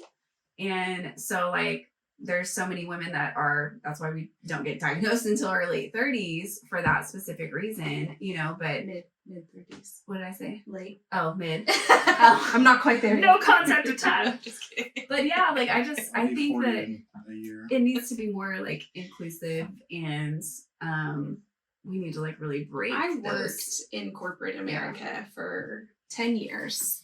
And whenever I can say that I loved my job because I loved the people, like I did. Like I managed a grocery store for 10 years, and it was a big corporate company, but in a smaller town. So it still had that like homey feel to it. And the employees that worked there, they were family. Like I was there almost as much as I was at home, if not more. Like knowing every customer by name, Like, you know, and it was great. And I loved being able to do what I did. And I think that my neurodivergence helped me be good at it because I was able to understand if you were late, just call and tell me. I'm not going to grill you, right? Because things happen. My thing was communication. Yeah. So like, just be like, hey, I'm running late. I'm not going to write you up for being late, because you had your kids' buses was late and you had to wait for them to, get in the door. Just let me know. So then I'm not worried, because then if I start worrying, like, where are they at? Is everything okay? They're always here. Like, what's going on? Then I'm going to get frustrated, but like, so we literally had such a great line of communication, and everybody knew how to do everything. Like, I taught, like, what we call cross-trained. I taught them all how to do different things. So if they needed a break from the register, they could go stock. Or if they needed a break from stocking, they could go help out in the deli. Or, you know what I'm saying? And so it's like, so everybody, I had people who, were neurodivergent, different disabilities, all different arrays of people. But we literally worked together as a team, and it was beautiful. Yeah, because trash. But literally, it's gone downhill so much, and but they because I never asked anyone to do anything that I wasn't willing to do myself. Yeah. Like, if I'm like, hey, I need you to go throw truck, you better believe I'm going to be right next to you throwing truck with you. Right. If I ask you to go clean a toilet, I'm going to be in the very next stall scrubbing a toilet too, and so, but we were able to keep it exciting. So that way, a job that would be seemingly monotonous, doing the same thing over and over every day, everybody got breaks and was able to do a little bit of everything. My first real job was at Wild Oats, which then got bought by Whole Foods. And so I did the grocery store thing for a long time. And I was on the other side of that. I was the neurodivergent, undiagnosed at the time, who was always running late and would never call. Like, I was like, because I always thought I could make it. Yeah. You know what I would say to you? What? If you walked in and you didn't call? Hey, is everything okay? And that was the difference. Is that I was gonna get, I was gonna get chastised, I was gonna get written up, and then the fear next time I was running late was just don't call, because then they're gonna know that you're late again. Right. It's like, if you can sneak in 1 minute past, which you never got there at that time. I see that rumination, like those intrusive thoughts, like, are so real. And so, like, when you start going down a shame spiral, like, well, now I'm not good enough because I'm always fucking late, it just a mile a minute, every single time. Yep. But like, because my main concern was making sure you were okay. Now then, once I knew you were okay, I'd be like, bro, why didn't you call? Yeah.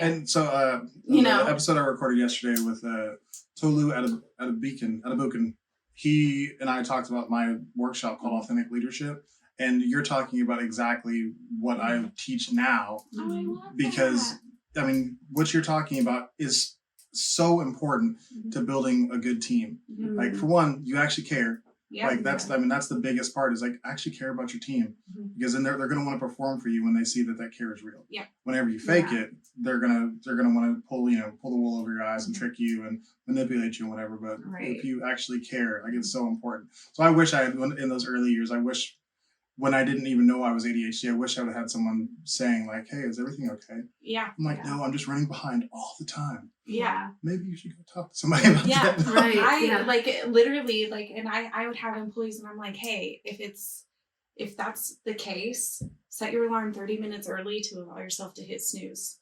Like, literally, like, and I'm always like trying to come up with solutions, but like, every new hire, every new employee that would come in that store, I would personally take them upstairs with the paperwork, do their paperwork with them, talk to them, get to know them. I mean, like, it was like always a 2 hour like new hire process. I mean, they got paid for it because they're doing paperwork, but like, I'm like, hey, I'm going to be, busy for the next few hours. Like, I need you to, handle things down there. But if you absolutely need me, come get me, whatever. But I would literally spend that time with them. And then I would look at them and I'm like, hey, like, we're a family here. So if you need anything, work related or not, come talk to me. I may not be able to offer a solution, but I can at least be an ear, so that way we can figure things out. And that's literally how I was able to build such a relationship with each one of the employees. And so then when corporate came in to fire me for a 20-second TikTok of me dancing after the store had closed in the office. Yes. Yeah. Wow. Like just being goofy. Like, yeah. Now that's advertising. Yeah. Yeah. And so they came out the very next day talking about I was unprofessional. I wasn't a good leader. Wow. I went off on them. I was like, first of all, I have broke my back for you guys. I've opened stores. I've trained people. I've traveled. Get out of here with that. And I'm like, I can walk down those stairs and ask any one of those employees down there to do something and they'll do it without arguing. Not to mention, okay, literally never getting a raise. She was making $1,400 a month. Yes. Managing a grocery store. $13.25 an hour. But I did it for so long because of the people that I worked with. Yeah. And so literally I got up, because they told me, they said they were coming out there to fire me, but my store looked so good that the only thing they could say was, there's some employees wearing hoodies and you can't see their work shirt. And I said, then send me hoodies because I'm not going to make my employees work in the cold. Mm-hmm. And then they wrote me up, and on my write-up, it said, next offense is termination. Mind you, me and the customers are doing line dances in the aisles.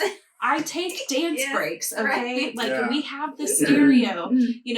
The Copperhead Road would come on the radio, and I'd start doing it, and customers would come do it with me. Employees would, it was just such a great environment to be in, okay? We were number 2 in the entire company for our sales, and we were in a small town. Wow. Mm-hmm. So then whenever they did that, I was like, the audacity, literally, that let me know what I actually meant to them. Mm-hmm. I was nothing. Mm-hmm. I was replaceable. They weren't worried about actually doing anything to benefit me because of a 20-second silly dance video. Mm-hmm. Okay. I got up and I did the robot, and I was like, corporate robot, no fun at work. And then I put my 2 weeks in the next day. Wow. Yeah. I mean, that kind of mirrors my experience, in which you were, as far as success goes, it's documented how well you were doing the job. Right. But then corporate looks at it from their side and says, you're not doing it how we told you to. Right. Yeah. And that's my problem with how Yeah. ADHD is looked at in the workplace, is that because I'm not doing it the way you told me to, is why I'm so successful. Yeah. Right. That's why my clients love me. Yes. That's Yeah. why I've got better numbers, because you've always done it the same way, and I'm Yes. offering fresh perspective. Yeah. Don't do that. And that's hard. Yeah. That's a lot of pathological demand avoidance too. With ADHDers, once you tell me not to do something, I just want to do it even more. Way differently. I never thought about that. Yes. Yeah. And it's not that You I know? didn't never consciously thought that, but I did get in trouble for the same thing, just Yeah. slightly different ways, Yeah. a lot. Mm-hmm. But it's hard. It's my brain is telling me that it needs to be done this way, though. Mhm. I'm trying so hard to do it how you told me to, but literally, what I'm doing is so much more functional. You know what I'm saying? It works better. It works better. Right. You see how organized this shelf is? I worked at Walgreens, you know what I'm saying? Mm-hmm. But that's hard. And I really struggle too with not, when people don't understand, with ADHD, you have to have stimulation and that dopamine fix and breaks and things like that. That became really difficult for me to stay in character and do this, because it was full on imposter syndrome because I couldn't, so even last year when I got put on disability, I didn't know that my attorney was going to factor in my ADHD as well. But I'm so glad that she did, but she advocated and she was like, you know, according to her psychological report, like with ADHD, like they require like frequent 15-minute breaks. So with the jobs that you're saying that she can do, is that going to be allowed? And he's like, no. And she's like, okay, then, you know what I mean? And I was like, dang, you go, girl, you know, but like, it's super real. So that's why, like, I've loved being self-employed because I get to work for myself. No one tells me what to do. I can do it how I want to. And I don't have to choose one thing, because even that alone, like, what are you going to be? What are you going to be when you grow up? What are you going to be? And I'm like, there's so many things. Like, why do I have to choose one? You know, why can't I like just do many things? Well, let me ask you something. Like, it's clear that you two love being around each other. Like, I researched I researched you guys on your social media and stuff, and saw that you guys you've tried a couple of joint ventures. Yeah. What is the most embarrassing joint venture that you've tried? Like, is there one? Is there something that's like, have you ever like thought of a caper and were like, this is what we're gonna do, and you look back on it now and you're like, what were we thinking? Oh, I don't know. Give me like a better example, like. Because I don't know, but I'm like such a person that's like no regrets. Like, so you wouldn't be embarrassed of it anyways. Like, no, because okay. it's very hard for me to get embarrassed because, like, if anybody's going to embarrass anybody, I'm going to embarrass myself. You know, like, but then I'm going to do it with a smile on my face and then laugh about it. So you're not ever even going to know that I was embarrassed. We try so hard though. We'd be in Walmart sometimes. She got me good one day, and it was like the Dollar Tree. I was like, we were like walking down the aisle, and I was like, oh, did you forget your hemorrhoid cream, Jolene? You know, like, we'll be just being so silly. And then we get up to the register, and she like, I forgot what she handed me. It was like another cream she goes, literally, I'm checking out, and she goes, oh, you forgot your cream for your vaginal yeast infection. And I was like, oh my God, let me just go die in a corner. And it was so That's great. Love though, right? Like, yeah, embarrassing so each other. Love. Yeah, it really is. My kids don't get it yet. They don't. Yeah. Surprisingly, they don't understand how my trying to embarrass them and make them feel awkward is how I show them love. It is like turning the radio up on the Hispanic channel when I'm in line at school, you know, no, it's not. They're just like, Luckily, my kids are homeschooled, so they don't have to deal with me in public that often. Yeah. My 13-year-old, he was diagnosed with autism whenever he was 3, and if you're looking for someone to give you the truth, oh my God, he's and brutal. Be honest, like, he is your guy. Like, it is amazing. I feed into that. I want that to flourish. I never want him to lose that like boldness. But he will straight up look at me and be like, "You're embarrassing." But like he says it so like matter of fact, and then I'm like, you poop at parties? And he's like, I don't even understand what you're trying to say right now. Like, she'll be sitting on the couch and like minding her own business, and he literally is like, you're annoying me right now. And I'm like, she's just chilling, breathing. It's so funny, but he's like so legit. Like, we tell corny jokes, and because we tell jokes all the time together, but he doesn't realize that we're like looking them up. And so like he'll make up his own joke. And it's like so great. And it's like, you know. And my favorite one is the knock knock the hammer one. Okay. So we were outside. We were actually at my mom's house sitting on her pool deck. And her and I are telling like corny jokes back and forth to each other. And my son comes up and he's like, I have a joke for you guys. And we're like, what? You know, like, what is it? And he's like, knock knock. And we're like, who's there? And he goes, hammer. And we're like, hammer who? And he goes, there's a guy with a hammer over there building a fence. Because there was literally a guy over there with a hammer fixing his fence. And so we start laughing, and then he goes, why is that funny? And we're like, well, because it was a joke. But in his brain, it was a joke, but it was just so literal because it was the truth. That, it was so funny. Like, he was like understanding the concept. And the next time I told her, I was like, I'm just going to make up a joke off the top of my head and see if he laughs. And then she's like, okay.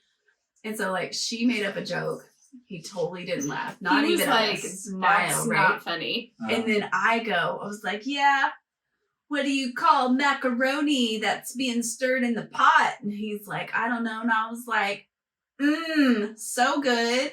And then he's like cracking up. And I was like, yes, She scored one. And I'm like, how do you do it? Teach me your ways. But it reminds me of Was Jack. it funny? It was really funny. He- I thought it was I don't funny. get it. I don't that get was it the either. point. That was the point. Oh. You know She what was I'm saying? just- like, I just made it up. All right. Like, he thought it was like a hilarious. gem. Yeah. And I was like, He yes. laughed. And I'm like, Yeah. I wish I could make that. Because it wasn't supposed to make sense. But Yeah. I just wanted to see if he would laugh. Yeah. And he did. And so I was like, So he enjoys the funny. non sequitur. yeah. What is Okay. that word? Does not follow. Oh, That's a great word. Don I Quistadon. like words. It's a logical fallacy. It's usually used in like forms of argument, Okay. like when you're like having debate. Like, yeah. A Okay. fallacy I like is like a that. medieval, like, don't come at me with your fallacies. Very Shakespearean. You know, yeah, like, man, That's that's so yeah. I love it. That is wonderful. I like learning new words. I do too. I'm an English Big major, fan. so new words Yeah. are great. I'm a big fan of words. Yeah. Because they're just made up. But they are hard sometimes. Don't know. I can't wrap my mind around that right now. Don't. Is it? He's like, don't do that Don't to do that, please. me. Too And much. Too Even much. words like I learned with like homeschooling my kids last year that whenever Webster did his dictionary, it was actually like taking all the English words that he didn't like the way that they were used, and he like decided which ones he was going to change a little bit. Like, you know, they spelled color like color, Mhm. and he was like, "Nah, that doesn't make any sense. It's going to be color now." Like, and he just Wow. decided. Like, I can't wrap my mind around why he decided to leave certain things certain ways. Yeah. Because me and my daughter were talking about a word the other day, and like, you know, you talk about like Wednesday Yeah. or Wednesday. Yeah. February, Yeah. Yeah. sherbet. Like, Yeah. why did he? Lemon. Yeah. Why did he leave those words alone? Like, they don't Yeah. make any sense. Like, Right. what? Half of them don't. Like pterodactyl. What? Anything that starts with a Yeah. P, like I'm out. Like, or it starts with a P and doesn't say puh. Like, Yeah. what? Yeah. That was what a joke that I said to know. her, and I was like, "Why can't you hear a pterodactyl going to the bathroom?" She's like, "Why?" I was like, "Because the P is silent." And That, she was like, that's good. I she like goes, that. "I don't get it," and I said, "Well, because pterodactyl starts with a P," It's like, and no, she's it like, doesn't. "What?" She looked it up, and she was like, "What?" It's like these hidden gems that the universe just gives, and I'm like, is this what like your 30s is like? Just learning that cucumbers are pickles? That's great. Yeah. Yeah, that's I'm, right. I'm more frustrated by things like that. I was like, Yeah. I didn't know that I could have been making pickles this whole time. Yeah. For free. Well, for the cost of a cucumber. For the Yeah, cost of that's Not so right. much cheaper. Yeah, and vinegar. Yeah. So, I absolutely love the like visuals you guys have created for your podcast, Thanks. but they're kind of misleading. Okay. When I went to your podcast to listen the first time, I was a little bit smacked in the face. It's like it's pretty heavy. Yeah. Like, yeah. so Yeah. what? Like, can you give me like the vision behind your graphic design Mm. and what the vision for your show is, and how did those things come together? Whew, you know, like we took those pictures last year. We've always wanted to It was a do lifelong dream. awkward pictures. Beautiful. And you know, we were so heavily inspired by masterminds. And I love Zach Galifianakis. So Kate like McKinnon. we had an opportunity, and it just manifested itself. And my friend is a photographer, and she was like, I need you to come do awkward pictures for me. And I was like, say no more. And I texted her, and I was like, it's happening, you know? And so like, we didn't know what each other was wearing either. I was like, don't tell me what you're wearing. Oh my gosh. It was element of surprise, and we just showed up, and it was so great. We like videoed each other's reactions, and it just went off. And so I actually was doing like little emoji characters at first Mhm. when I was creating it. And then I was going through my camera roll, and I was like, oh my God, I forgot that we have these incredibly professionally done awkward photos. pictures. And like, it just fits. And I just felt like it totally captures like truly who we are as people. Mhm. And I just think that once people like click in, they'll really see that like this is really dope. Like they're having really vulnerable conversations and this is really authentic. And they're also moms and creators and visionaries and awkward and ADHD and autistic, because I think too, like with looks, like people are so focused on looks and they think that like even like with autism or ADHD looks a certain way. Or you don't look like you have autism. I'm like, what does that look like? What you does that know, look like to you? That's a very 1998 statement. I hear to that me. about my son quite frequently. Yeah. Oh, he doesn't look like he has autism. Well, what is that supposed to look like? Yeah. Tell me. I mean, that would be like saying to someone like that, you know, like primarily signs with ASL or something. Like, you don't look like, you know, sign language. It's like, what? No. You know, it's you don't just look weird. like you can't hear. Right. It's just a weird thing to Yeah. say to someone. So I guess I just really wanted to capture like our personalities like more than anything, because, you know, we've been shunned like so much in our life. And I'm just like, no. There's so much to us. Yeah. Yeah. We are real people who have experienced really hard things that are trying to figure out how to navigate through those. And we have stories to tell, things to share, things to talk about that people don't want to talk about, the uncomfortableness, while at the same time we use humor. Yeah. We're silly, we're goofy, and we are just, we're everything, you know, like in the best way possible. And so you wanted to show yourself, but your personality, not that immediate first thing that people usually see, and especially in our society, which is how beautiful they are. Like, oh, they're so beautiful. Like, you wanted to say, we're here, this is us. But, you know, it really does, you know, desexualize the whole thing for really anyone. For sure. It's like these people obviously have some interesting characters. Yeah. When you look at those photos, like I think that they're hilarious, and I think that they're really good pictures also. So I'm just like, I love this. And so like I, you know, immediately was taken with the whole thing. I was you know, and it had nothing to do with like, oh, these beautiful women do this podcast. It was never had anything to do with it. Thanks. So I think that's really what I was trying to captivate with that. It's Yeah. just being seen for like who we are. And I can't control how other people, you know, see us or view us or whatever. But like ultimately at my core, like I just want to show up as me. Like I don't want to like have to filter any of that out. Like this is who I am. And, you know, if I ain't your cup of tea, just use that index finger, you know, keep scrolling. We have many different looks. You know, there might be times that you see me with braids. There might be times that you see me with purple hair. There might be times that you see me with multicolored hair, with no braids, or, you know, like. We just love to express ourselves in any way possible. I'm just going to be exactly who I am, and I'm going to do what I feel, and I'm going to look how I want to look. Because if you have a problem with how I look, that says more about you than it does me. Yeah. Because I'm perfectly fine. It's just projections. I'm fine with body hair. I'm fine with, you know, like all of these things. You're the one that's uncomfortable. So what about that makes you uncomfortable? Because it's not my problem. I will tell you, I'm not fine with body hair. Thank God I was born, like, I call myself a Brazilian hairless, even though I'm not Brazilian at all. But like if you look at my arms, they're so, for a man, I have very little hair. Yeah. Like I hate, like, I'm usually bald. Like, I like to be clean shaven most of the time. Yeah. Like, I is it a sensory thing for you too? Maybe. Okay. Maybe it is. I was just saying, it's like, I have a sensory thing. Yeah. Like my armpit hair, like I gotta shave it because like it feels like needles, you know? Yeah. I did let it grow. You did. I was so proud. Very proud of myself. I was so proud. But like then eventually it got too much, and so I actually shaved it in the other day. Like I had to. Because you know. I think all my sensory things are just like low key, so I'm just like, that's irritating. Yeah. But not like, it's not like obvious enough to where it's like, I must get this off of me right now. Yeah. Like I know how to pretend like I'm not having a sensory overload, even though on the inside I'm dying. Right. You know, we just had a conversation with like about socks, you know, different types of socks, because she was trying to out me for my sock collection. But it's not just your sock collection. You change your socks like 100 times a day. look here, pony boy.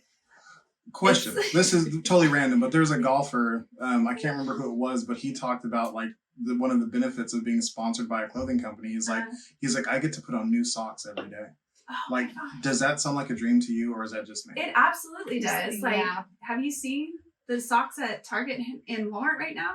Like, No. full on like Harry Potter and like just Marvel socks. I just like the Sonic feeling of new so socks. I do too. So like maybe that is like another like tick in the possibly autistic trait. Like, like that Yeah. feels so good. I'm it like, feels ooh. so good. And then there's some things that I like don't. And I'm compression like, cut it off. It's a tag. I'm like, You know? I have like tons of compression socks, like old lady compression socks, but they're Yes. cool. They got designs. They really are. Right? Yeah. Like I have some that have boom boxes on them. Yeah. Like stripes, Yeah. rainbow. I have like French bulldogs, like, but they are full on compression, and that's like my security blanket. But I I feel wanna- invincible whenever I I have want to say to compression socks. your statement really quick though, but like I do feel like us showing up this way, like in our podcast too, is like also giving like other women permission to show up as themselves, because like we're just big kids, you know what I'm saying? And like, you know, women are so like indoctrinated, and there's so much internalized misogyny that like occurs within women. Like I know that I've participated in that too. And so really just like wanting to like lift that veil of like saying like, no, like you can absolutely dress however you want to, man. Like you can, whatever feels good for you, whatever makes you light up, do that. Like the majority of my wardrobe is from Goodwill. You know what I mean? Yeah.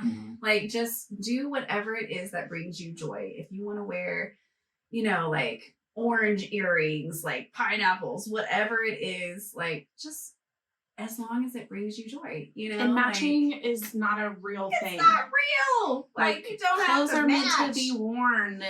You don't have to match to be cute. Like I'm the No. queen of like Throw mismatching it on, colors and pattern mixing, and like I love it because you can wear a red shirt with purple pants and blue shoes and be cute. Like Yeah. I used to do a Because you thing I feel called that way. power clashing whenever I used to work at a restaurant, and I would wear like a very patterned shirt with a different pattern tie. yes. And I don't really accept that anymore. I'm like, I don't know, that was a lot. Like sensorily, it was a lot. Like, Okay. so I don't know. Like I'm reconsidering it. Like I haven't made a decision. I haven't landed either way, but it's Yeah. like I was very confident about it. I was like, this is it. And generally anything that I thought that about in the past, it was not it. But what's crazy though, like But it probably But it was until somebody told you it wasn't. And that's the thing that I've learned. Like so many things that like it was in my head. But Yeah. so that's a Yeah. good point. like because I would enjoy things, but the moment that somebody told me that it wasn't okay or that I looked wrong, or like I remember, I will never forget it. I was like gonna wear this outfit the first day of 7th grade, and my mom told me that I couldn't wear white pants because it was like after Labor Day, and I was like, "What is Labor Day? Yeah, like, why when is can't that I wear even white mean? pants?" Like I didn't Yeah. understand, and like now you told me not to, so I'm going to, you know. Mhm. And I just didn't understand, and so like things like that, like you know, just the shame of like when you try to be who you are, like, and then you get told that it's wrong or your shoes don't match, and then it creates insecurities, and then again that shrinking happens. And so I tried really hard with my kids. Like my youngest, I mean, she's my spirit. she's a fire, you know, like Mhm. she's amazing. But like, I mean, since she was like 2, like she's just dressed herself, you know, Yeah. and I never leggings with tutus and you know like a Yeah. Spider-Man shirt. You know like like 2 skirts on. Like the other day, she literally wanted her romper to be a skirt, and I was like, okay, we can do that. Mimi can do. My mom's a seamstress, and I was like, she didn't want to wait though, you know, so she just snipped herself, and has, leggings on, a skirt on, her romper that's now a dress on top of that. And she just goes. And like, I just encourage that so much every day. I'm like, I love your fashion. I think you look amazing, and I just instill that confidence in her to show up, because like, if someone says something to you, like I always just am like, it doesn't matter what anyone else thinks. What matters most is, what do you think? Do you like it? Because, when people are always asking for reassurance, when they've been like made to feel so insecure, well, what do you think? But the question is, but what do you think? Like, how do you feel? Here's a good example of that in my life is that my friend group makes fun of me because I proposed to my wife wearing Crocs. That is great. Did you have charms on them too? No, the charms were so this was like, we've been married, I just did the math the other day, 13 years. Okay. So nice. I proposed to her 14 years ago. So this was way before there was such a thing as charms for Crocs. This was before anybody really thought Crocs were cool. Yeah. So I was out there on my own with this thing. And like, then, we meet this group of friends, love them to death. They're like, you proposed in Crocs? I'll be like, sure did. And now Crocs are all the rage. Yeah, like, you started that. See, and I try to take credit for it, and they're like, no, you didn't. But maybe I did. But maybe we'll I never did. know. But I shrunk from that, and this was not them specifically, but it's like, I let go of the Crocs because it was like, I felt like they weren't, I don't know, I wasn't like rising to the occasion that I was supposed to be in or whatever. So I was like, I let them go. And now I'm like, I should have just, if I loved them, I should have just been okay loving them. Absolutely. I've got people backing me up now. Yes. Bring the Crocs back. We got you. Bring the Crocs back. I literally have a pair of like butterfly shoes that I found at Goodwill. Like, they just have like butterflies all over them. And like, I don't care. Like, I really want a pair of light up shoes. Yes. I don't have those, but I want a pair. I'm upset that I don't have Heelys still. Like, my kids all have them. My mom was too afraid I'd hurt myself because I'm very accident prone. Yeah. But well, maybe that's a good idea then. Yeah. Even though I didn't break a bone until I was an adult. Yep. That's even worse, isn't it? Yep. Like, if you break one as an adult, that's pretty. Yep. No, so, getting back to your friendship, is there one thing that you can each tell me that the other person doesn't know? Oh man, no, I don't know. It could be like an interesting fact or like some experience that, I mean, I'm sure there is, because we do learn like new things about each other all the time. Yeah, it's like, it was your like philosophy class or something you said you were in, and I was like, what? Yeah, I had to take philosophy in college. Yeah, but it was like something like super, I was like, oh my God, that's awesome. I didn't know you did that. No, I mean, we took a lot of classes. Yeah, it's probably something like that. Let's see. Is there like a cool experience you've had that like I don't know about?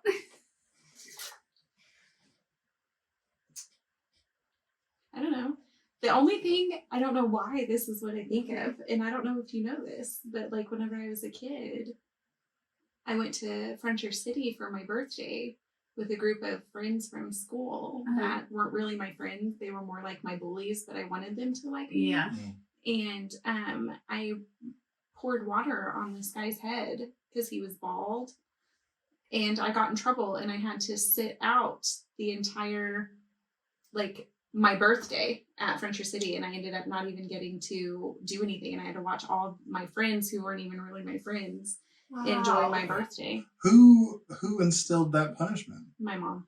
Wow. So that's kind of actually a really traumatic experience. Yeah, I don't know why that was what came to my brain, but it was. I missed like a lot of birthdays as a kid being in trouble. Wow. Like my mom would like ground me from my birthdays. I think there was like 2 or 3 years that I was like grounded, like genuinely, like consecutively. Wow. She would let me dress up for Halloween, and I would get excited, and then tell me that the only thing I could do is sit on my grandma's porch and hand out candy. Dang. Because my birthday is like 3 days before Halloween, so Halloween's my favorite holiday. It's soul crushing. Yeah. Your birthday is like 7 days after mine, so. Oh, I love it. Are you Scorpio too? I'm a cusp. So Scorpio Libra cusp. Oh, nice. So are you like on that day? Well, it's like depending on which like chart you look chart at. you Like look I at. move back and forth, Mhm. but My youngest is a Libra. I'm a Scorpio.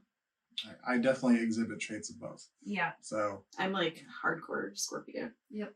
Except I'm not a jealous person. So that was one of the Scorpio traits that people always talk about. Unless someone called me their best friend. Yeah, that I'm was. just kidding.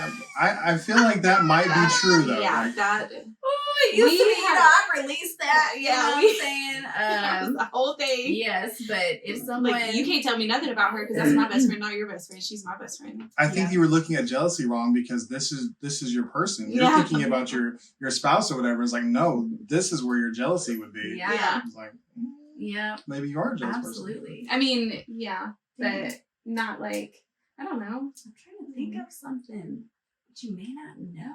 Now I don't mind if people call her their best friend because Yeah. See, even that right there is still like a little bit of latent jealousy. It's like I think that's healthy jealousy. I think there's a healthy amount of saying like you can say whatever you want Yeah. because I know the I truth. I know. Like I've got the You should probably look at her and be conversations. like, yeah, go ahead, girl, talk Yeah. about it like you're your best Oh friend. yeah, she loves you. Right. Yeah. what about you? What Do about you the have new person you something met that I this don't week? know? You know? Yeah. I secretly be wondering too, like these new connections like I make and like I'm like so excited to tell her and I'm like, I wonder if she's secretly like plotting their revenge, you know? No, like, I I'm just actually kidding. get really excited because Yeah. I'm like, oh, I want to meet new people because I'm not good at meeting people. Yeah. Like, because I'm literally like an introverted extrovert. And so, Yeah. like, I don't just walk up to random people and start talking to them. But Sometimes she does. I mean, it depends. It's more on, like compliments though. yeah, You know? like I I'll love your hat. You yeah, know? like I'll compliment people, but Yeah. I'm not gonna just start like full blown conversations. And That's she'll call more me. of a thought that you're Yeah. putting out, not an Yeah. actual like trying to make a connection. Correct. Right. Like, but she'll call me Yes. and be like, oh my gosh, I met this lady and I ended up going over to her house because I bought something from her. And we talked for like 3 hours. And I'm like, in my brain, I'm like, how do you do it? Like, what? Wow. Like, this is like a superpower. Yeah. Like, I don't know. Like, Well, if you can't think of anything, like Yeah. you can think about it and Okay. we come back to it later. It's Okay. totally Yeah. fine because what you just brought up makes me think of a question I have, which is like, do you guys make space to allow other people into your like very close? Oh, yeah. So do you have Yes. other friends who you like?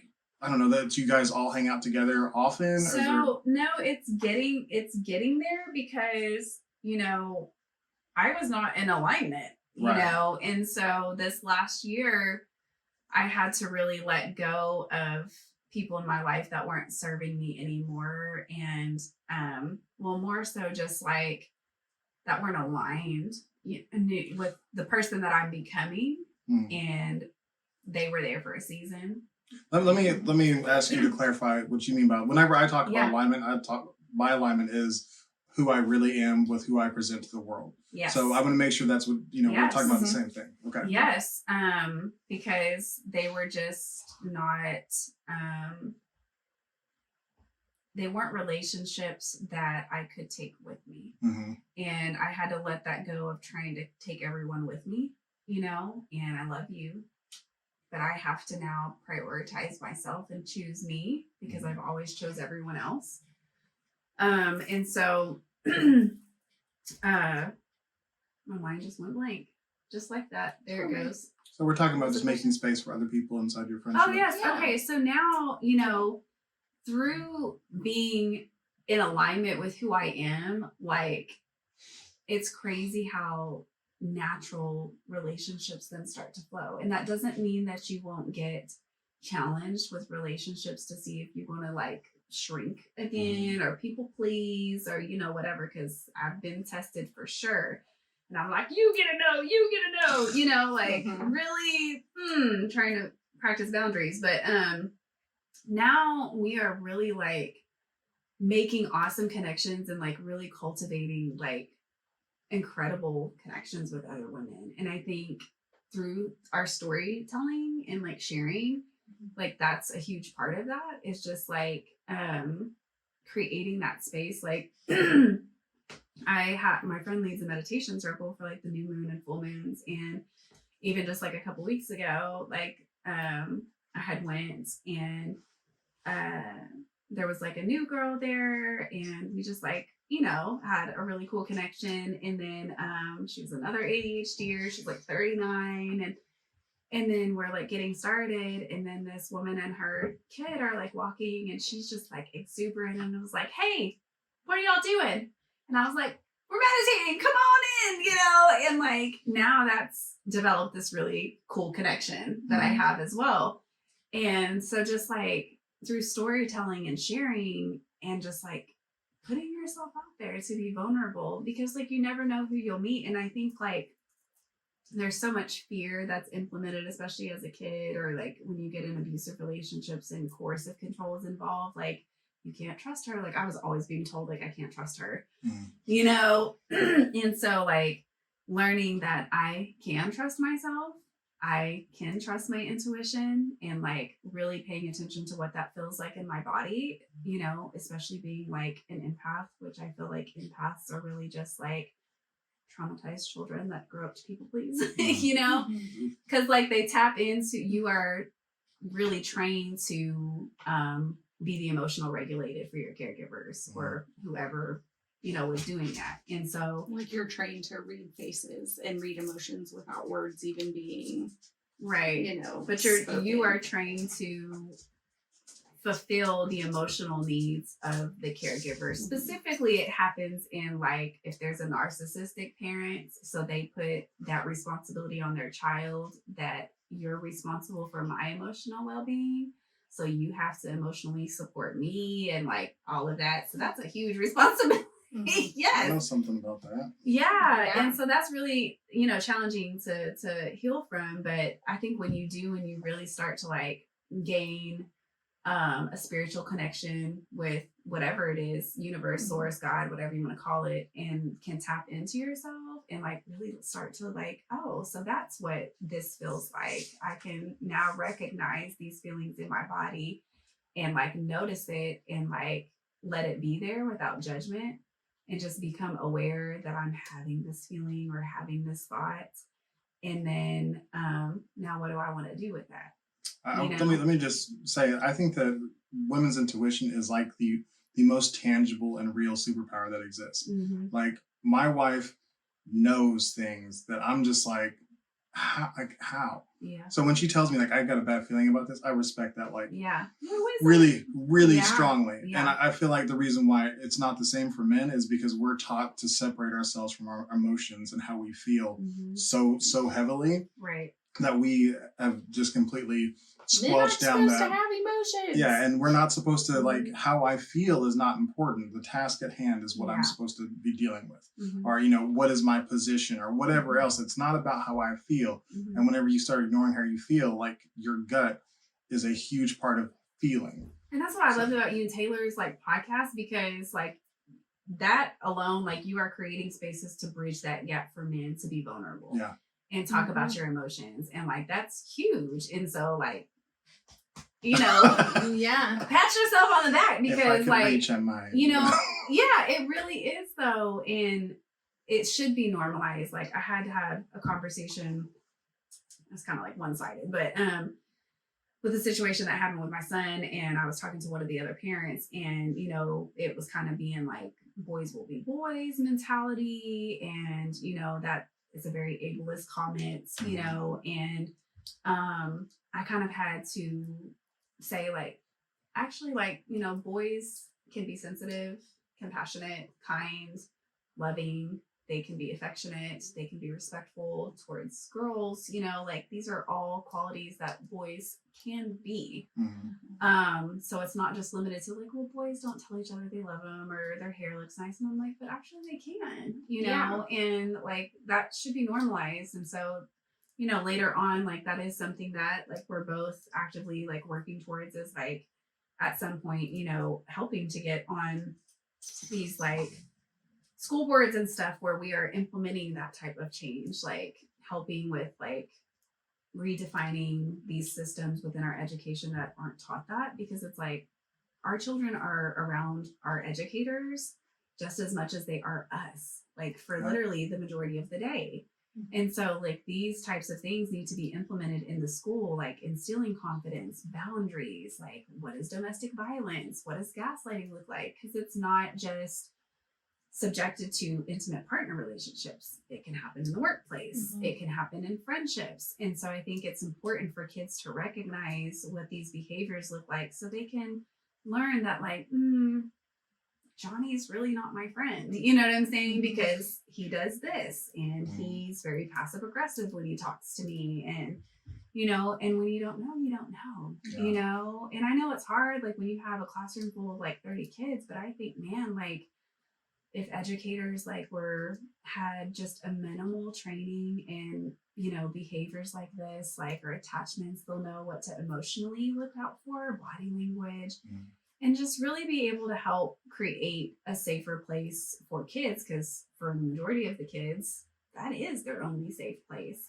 So if you walk into a classroom and you're like, you're amazing, you know, and like start giving them mantras and things to say to take home with them and empower them if they're going home to a place that is where they're being disempowered, that's huge. You don't know the impact that you're making. You know, whether they take it or not, like, is up to them. But, you know, I feel like it's very impactful. You know, the whole public school thing, it's a lot for me. Like, we homeschool for a reason. And I understand the need for people to send their kids to school. Like, I totally get that. But I don't think that means that you give up on their socialization by, like, you should be, like you're talking about, trying to actively affect what is happening to your kids in school and make sure that they're getting taught things that are important to their development as human beings, not as workers that are going to go sit into the movie. Don't get me started. I saw Ryan Walters on the news last night, and I'm lucky enough to not really need to care about that. So. I know, man. He said that he's going to change the laws in Oklahoma, bring God and prayer back into the schools, and he is going to take out the parts of history that make America look bad. That's wild. That's like. But this is where you see narcissism at a political level. Yes. And that's important to recognize. We're going to get rid of indoctrination by indoctrinating you. Something that we like better. That's better for white America. Like, great. Here we go again. Like, don't love the narrative that's happening at the moment. Yeah, that's a whole. It really is. And even with us, like as white mothers raising Black children, that's another conversation because that's a deep one. We have to parent our children differently, you know, and like they're not going to learn those things in school, you know, and especially like with my son, like the majority of his friends are white and he's autistic, and so like recently, like. He was being referred to as like monkey in like group chats, and like granted they were friends. And like, but he didn't know. I mean, and I'm hoping that they didn't know either. Like, and they didn't either, and that's where like again grace and compassion comes in, because you can teach and educate in a loving way, like, hey, this is actually a racial slur, and it's not okay to be referred to or call anyone that. But especially, those parents might be having a fight.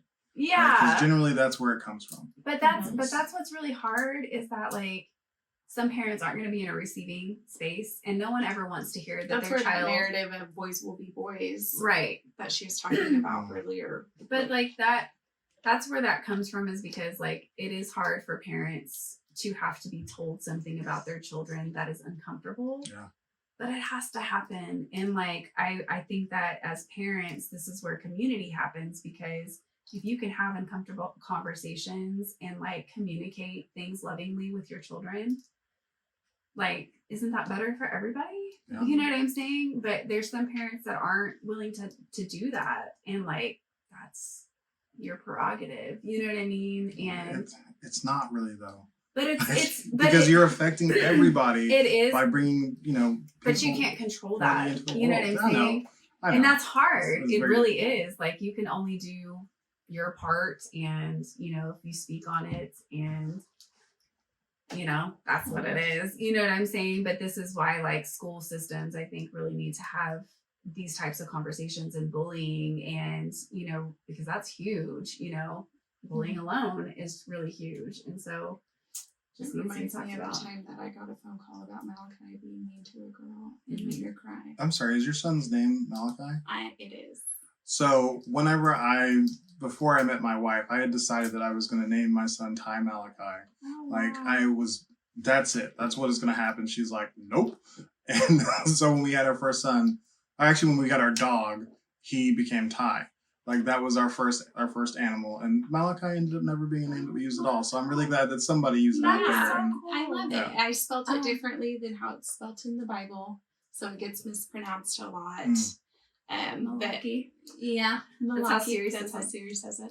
You know, and then he has like the most plain. yes, absolutely. He has like the most plain Jane middle name that So, I found a way. Straight back that way. Thank you. Yeah. But no, he has the most plain Jane middle name, but I found a way to spell it to make it different. What's his middle name? James. James. Oh. Okay. How did you spell James? Jaymz. Okay. There's a high possibility that usually when somebody takes a unique spelling, I'm gonna be a little annoyed. But I actually like that. Thank Like you. that's pretty cool. I actually seen that because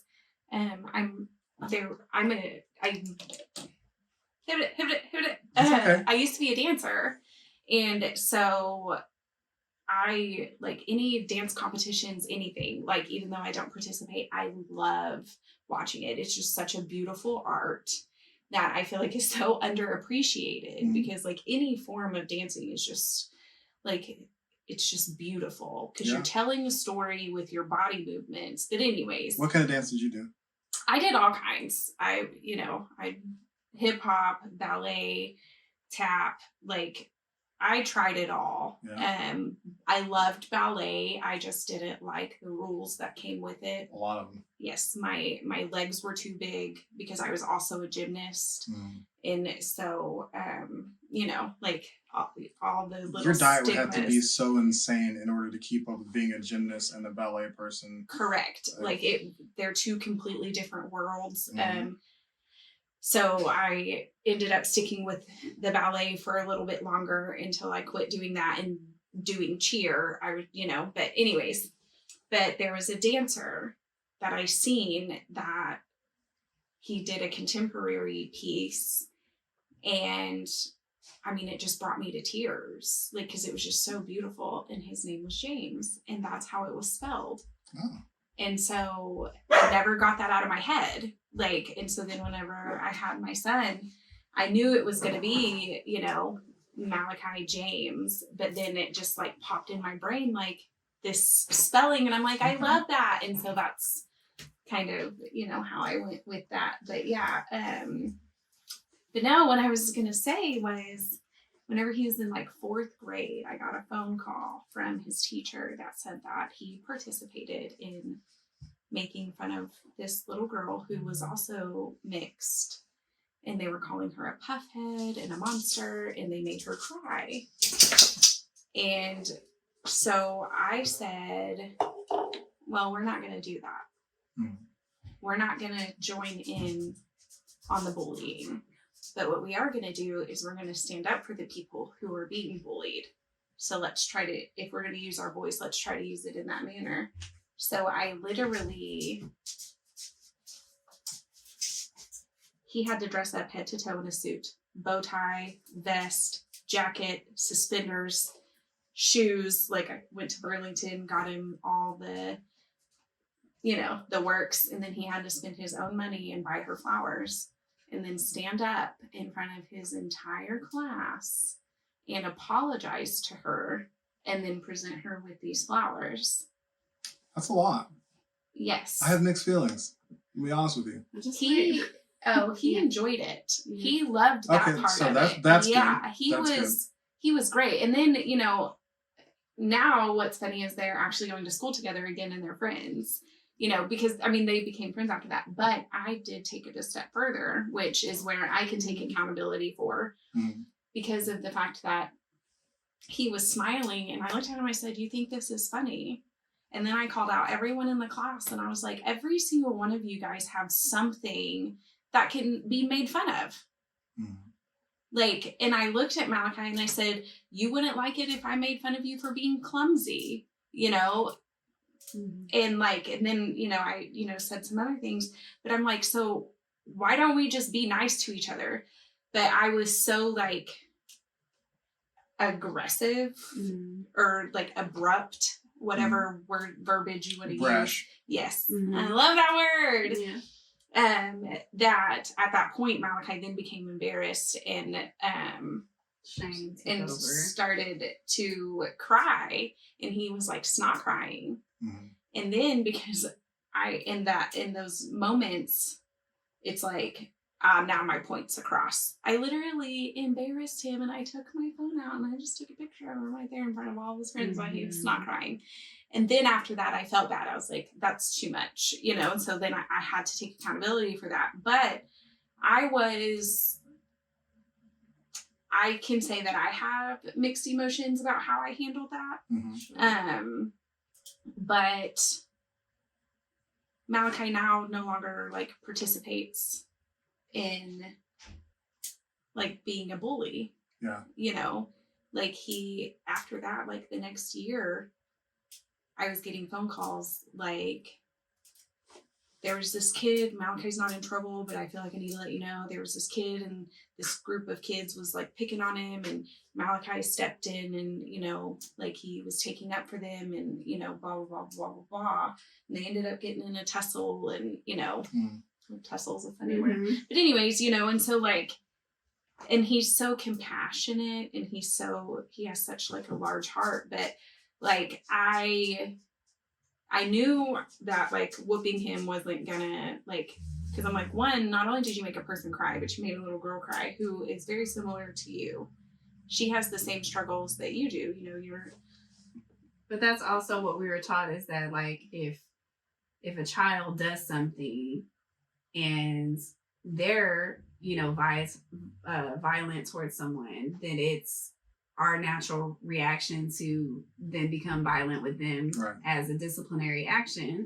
Which makes little no sense. No, it doesn't. And it's more, you're being an authoritarian and you're trying to gain power and control. Which and then, you're reinforcing violence as a solution. You are. Yeah. Yes. And then the primary source of connection is then fear from the parents. So when parents talk about, you know, like, well, my child respects me. No, they fear you. There's a difference. A child respects you when they have a secure attachment with you. So like I just want to and that's where my initial, you know, pushback was, is that the shame factor is also a very strong tenet of how I was raised.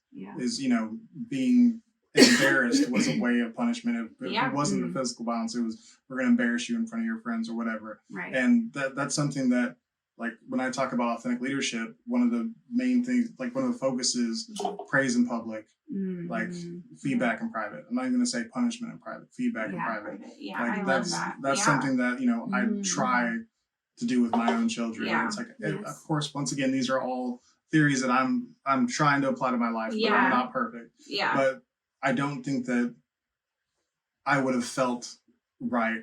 Yeah.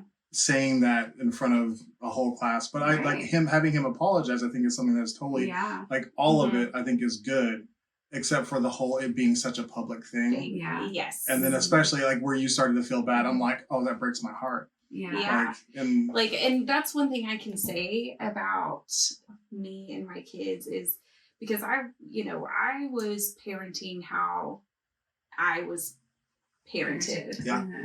And then I started coming into awareness of like, this is not okay. It didn't do any good for me. So why is it going to do any good for them? And so now, like, I love that I've created such a space with my children that, you know, they can come to me. Like we were actually talking about this the other day, you know, like my youngest will randomly come up to me and he'll be like, Mom, do you remember that time whenever I was 3 that you did da da da da da? And then I'm like, yeah, I do. And he's like, that really hurt my feelings. And I'm like, you know what? Like, yeah, I'm sure that it did. You know, like those feelings are completely valid. And then it gives me the opportunity to apologize and take accountability for the things that I did that I, you know. And not saying a but, you know, because there's so many times like, you know, like with my parents, like it would be like, if you wouldn't have done this, I wouldn't have done this. Yeah, And so I'm that's- sorry, but you acted this way. Right, but Yeah. that's where a child learns that it is my responsibility to manage my parents' emotions. Yeah. So if I wouldn't have had emotions, if I wouldn't have had needs, then my parent wouldn't have done this. Yeah. And even in public, like kids are so shamed to not perform or have emotions in public. Like you can't do anything in public. So then they just learn to shut down altogether. Like, and imagine like being an adult. Like I've been in public places where I've just received really bad news and immediately like flushed with tears or something. And imagine someone coming up to you and saying, "Don't you cry," Yeah. and it's like, that's wild, to then do that to a child whose brain is still developing, and these important reactions or responses that we're giving them is what is going to develop into their adulthood and how they're going to function in their relationships. Yeah. And it doesn't always stem from childhood. Children can have secure relationships and attachments in childhood and then have a traumatic experience in adulthood that then produces that as well. So it's not always just childhood, but that's something I'm dealing with currently as a parent, is that when we were young and didn't know better, as parents, we were like, it's bad emotion, squash it. Yeah. Like, we weren't punitive per se, but it was like, stop crying. Yeah. Like, stop wailing. Like, it was so much about, and also the ununderstood level of ADHD in both of us was like, this is overwhelming. Overstimulating. And it's like so overstimulated. So it's like, just shut up. Yeah. And now having to deal with the fact that like my oldest daughter is an amazing person, but I can't get her to talk to me sometimes because I told her to shut up for so long. And like that, that makes me want to cry right now. Yeah. It's so hard. Yeah. Like, I know it's never too late to start being a better parent, but I can also see the effects of the things that I did when I was younger. Sure. So can I ask you a question? Yeah, absolutely. So like doing that with your oldest daughter, have you ever sat down and tried to have the hard conversation with her of, look, I know that there were things that happened whenever you were younger that I did, and I just want you to know that I am sorry for that. And how you feel right now, those feelings are valid. I'm pretty sure we've had a conversation very similar to that. And it has gotten better. Yeah. But there were, I can say, 8 solid years of me having really poor reactions to her emotion. Yeah, that was me. And that's, and so I'm trying to rebuild that with my oldest. Yeah, that emotional safety has to be rebuilt. My oldest, he's very, he keeps it, here, like even asking him about maybe going to therapy, and he's like, I don't want to go to therapy. So then I was like, well, what makes you feel like you don't want to go? Just trying to see what I can. Yeah. And he's like, because it's talking about feelings and I don't want to talk about my feelings. Yeah. And it's like, I can take responsibility for some of that.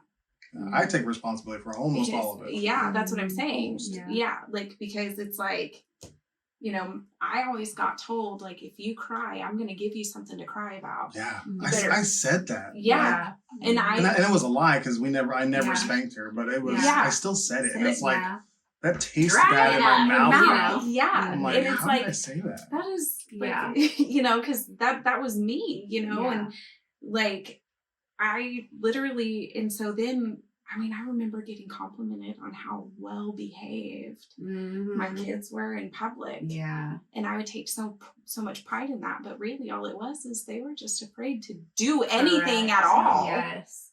Other than just sit there and stay quiet because, they were going to get yelled at or, they were going to have to go sit in the corner or, and I handled things so poorly. Like genuinely. Just because it was just a mirror. And that's where grace and compassion comes in. It's like you can take accountability, but understanding like the generational component that comes with that of like, I was literally mirroring the behaviors that were demonstrated to me. Well, because then it's like, well, I whooped my kids and I turned out fine. I turned out fine. Did you though? Right. I always say that. Because now it's like, I mean, you're codependent, you're people pleasing. I'm in therapy actively, which there's nothing wrong with therapy. I think everybody should go. Right. Whether they feel like they've had any kind of traumatic experience or not, just go to just to chat. Because why not?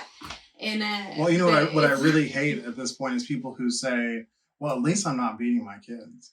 It's like, well, that's the bare minimum. I think this, with what we know now, to me, that's the bare minimum of bringing a human into this world. Is like, don't beat the shit out of them. Like, please don't. Right. The psychological abuse is way worse. It's so bad, and it's so long lasting, and maybe take it upon yourself to like do the best that you can. Like, it was not their choice to be brought into this world, so it's your responsibility to do the best. If not just good enough, do better. Yeah. Like when you start doing great, do better. Like, and talk to them like they're humans. Absolutely. Yeah. Like, absolutely. You don't know everything. Like, I was not allowed to ask why. Right. That was a big like curiosity. I mean, I would get popped in the mouth if I would be like, why? You know? Mm-hmm. And it wasn't because I was trying to be defiant or disobedient. It was because I genuinely just wanted to understand how that answer came about. And then I would get met with, don't ask me why, because I said so. That's why. And so then it's like, I think it was like an inferiority complex too, because I think most adults truly didn't know why. Because that's what my mom and dad taught me, so you do it too. Right. Yeah. And so I think it became more of like an embarrassing thing of like, I really don't know why. So it's like now, like if my kids ask questions, you know, like Phoenix is, why?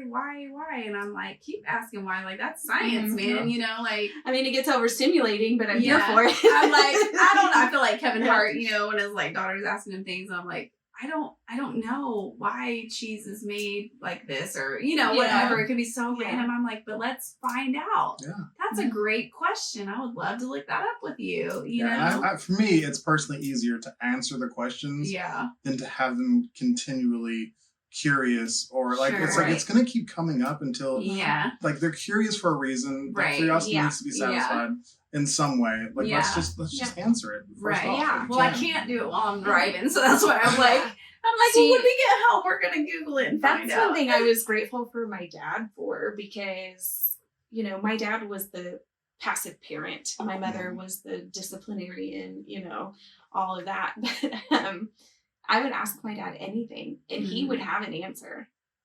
Was it the correct answer? And would I learn that it was not?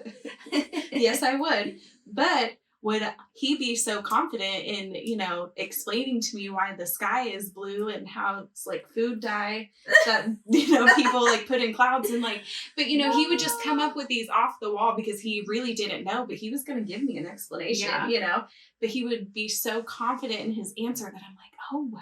Babies come from water towers. You know? At what point did you realize that he was lying whenever he was telling you? Whenever I would go to school and tell my teacher, or, you know, and then, you know, your dad's a liar. Yeah. And then it's like, well, no, actually, you know, the sky is blue because it's the reflection of the water. You know, so it just, and I'm like, huh. So then I call Dad and I'm like, Dad, my teacher would say, my teacher said that this is why the sky is blue. And he goes, well, that could very well be it. Yeah, that could very well be why, you know? And then I'm like, okay, cool. You know, I mean, it was just, you know, like, so he would always like allow me to like ask questions that I could not. So that brings me to an interesting thing. Like, I know that honesty is really important to me now, but I know that whenever it comes to like autism, being on the spectrum, honesty can take a different, it can go to a different extreme. Like sometimes it's taken very literal and very strictly. And what does that look like for you? Like, is that true? Do you feel like that affects your relationship in any way to whenever you're not truthful about something to each other? Like, does that feel especially difficult because of the relationship between autism and honesty? Oh, I think that's hard because like that's something that I'm still healing and having to regain trust with myself because I was taught not to trust myself for so long and like the people around me were dishonest. So like and I wasn't being honest with myself because I was told to shrink, you know, Right. and you can't be that. And so, dang, like that's a really good question. There's one specific time that I can remember whenever I was talking to you about this the other day. We were in the Brahms drive-through, and we were talking about, it was kind of like whenever after we went through our period of not talking, and then we were coming back together, and you know, like we were okay, but like the subject of like moving in together and all of that was still like a very like sensitive subject for me. Right. And you were talking about us like living together or whatever, and I made a comment about like, but what happens if you find somebody else? And you're like, I don't want to find anybody else, and blah blah blah blah blah blah. And then I was just kind of sitting there like, okay, you know, because at that moment, like I was still like resentment. Yeah. And but then like it was a few minutes later, you were like, I have to be honest. And I was like, about what? And you were like, I can't say that I'm never going to find somebody. Yeah. You know, and you were like, because I might, like, you know, that could happen, you know, and, you know, I would love to be able to have that kind of, you know, connection and blah, blah, blah. And like, you were able to go Catch from, myself. like go People from pleasing. telling me what you thought I wanted to hear to being Yeah. completely like honest. Yeah. And like, you know, and I just remember like commending you for that, because I was like, that is what I knew. Yeah. You know what I mean? Yeah. And so like in that moment, you were no longer like just trying to appease the person you were talking to. You were being true to yourself. Well, like now, like I've always appreciated honesty, but because I'm like hypersensitive, that's really hard for me, because I would always like take like honesty as like something wrong with me, or like I would internalize it and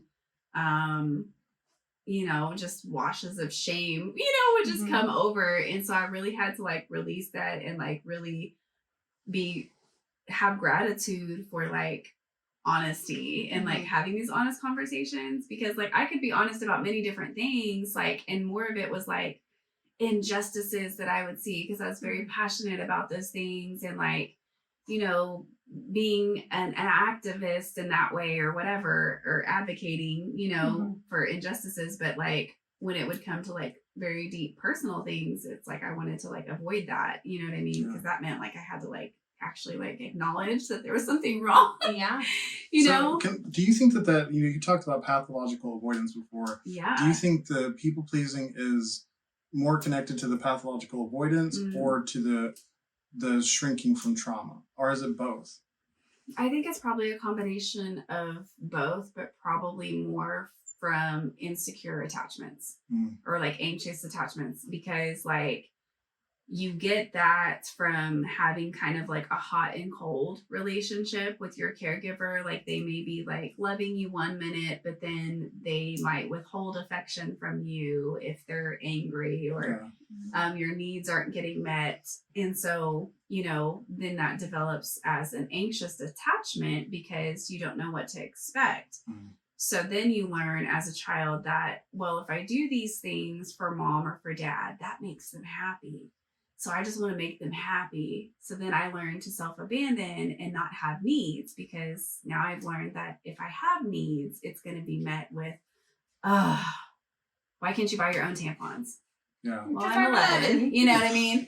I'm sorry. Like, I didn't know I was going to bleed, you know, but like, you know, things like that. So I do think it has a lot to do with the attachments that are created at that age, that develop, because I learned very early on to people please, man. Like I had to be on my P's and Q's at all times. And then in friendships, I just wanted to be liked. Like I just wanted people to see me. And so if that meant self-abandoning and, you know, whatever I needed to do, but it was really hard for me to keep secrets, you know? So then I became the tattletale. And especially like if it was friends that were doing things to like put each other in harm's way, that was really difficult because I was trying to do the right thing, but then the right thing was met with shame. Yeah. And then I was like exiled from the group, you know, and now you're the tattletale and, you know, we can't tell you anything. And it's like, but you're like making each other pass out on recess. Like, you know. I remember that phase. You know, like, it's we're around the just same like age. I remember that. weird things, man. And I was like, nah, that's not right, you know.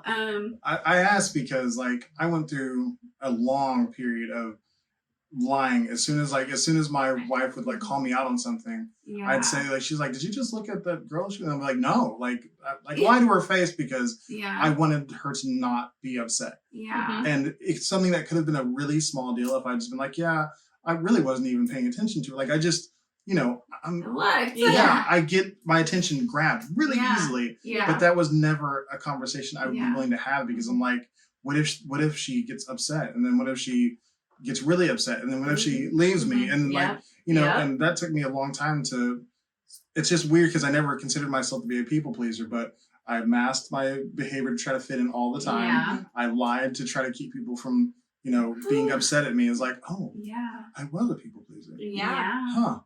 Interesting. Yeah. So yeah, I'm learning a lot about myself. Yeah. Yes. Yeah. It's rewarding though. And Yeah. like this is really great that I get to like I've really tried to, even though like it's been such hard work, like and so like just gritty and ugly and messy, I'm really excited like at the same time like to get curious about myself and like learning things about myself. Like there's so many things that like I forgot about that I enjoyed, or things that I like to collect, or like whatever it is, like little knickknacks and stuff. And like I'm like, how exciting is it to just really get to know you? Yeah. You know, at this phase, and just be excited of like what's to come, instead of like everyone like dreads old age and all this stuff. And I'm like, I am so excited. I'm excited. Like, I'm I'm just ready. really I want excited. gray hair.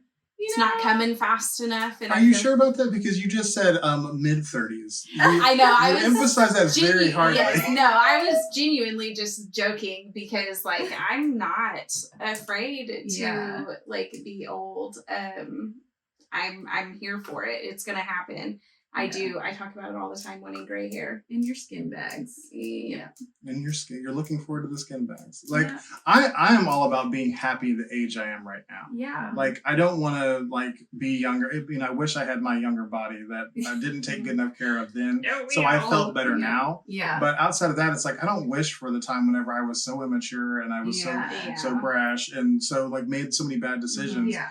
But I also want to take my time and enjoy the process to get to the time where I'm old. Being present. Yeah. Like I'm It's all a real being beautiful present. thing. Yeah. But I kind of want to go back to what we were talking about, because I was going to say, like, whenever I was a child, I lied. I was talking about as an adult, but also as a child. Like, as an adult, like, I mean, I really just kind of say what I think, but like as a child, but I did that because I wanted to not get in trouble. Yeah. If I thought there was any kind of chance that I was going to get out of trouble, I was going to lie. Yeah. Even if I knew that my mom knew, if I could just get her to believe me, you know. But I mean, and then she would always make the comment like, you know, if you would have just told the truth, you wouldn't be in as much trouble. But either way, I was going to be in trouble, you know. So it's like if I knew that I could get out of it in any kind of inkling, but she never believed me, you know. And then I was a liar, you know, like she would look me in my face and be like, you're such a liar. And then I would have to brush my teeth with soap.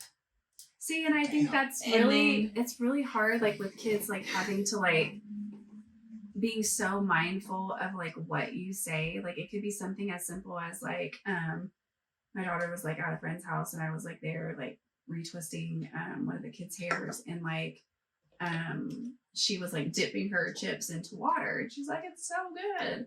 And like one of the kids was like, you're so gross, Phoenix, you're nasty. And I was like, no, I said, she's not nasty, but you may think the act that she's doing is nasty, because there's a difference. And like I wanted to point that out in front of her too, because like women, kids in general, just get told that directly all the time. Like, you're gross, you're messy, you're nasty. Like if a kid makes a mess, you're so messy, instead of saying, oh man, God, you made a mess. Yeah. That stinks. Let's clean it up. You know what I mean? Instead of like, because defining them by the action that happens. Yeah. Man, that gets so internalized because I now have OCD because of like being told that I was all of these things. I was gross, I was nasty, I was messy, and then like having to like constantly like everything has to be cleaned a certain way, dusted a certain way with my mom because like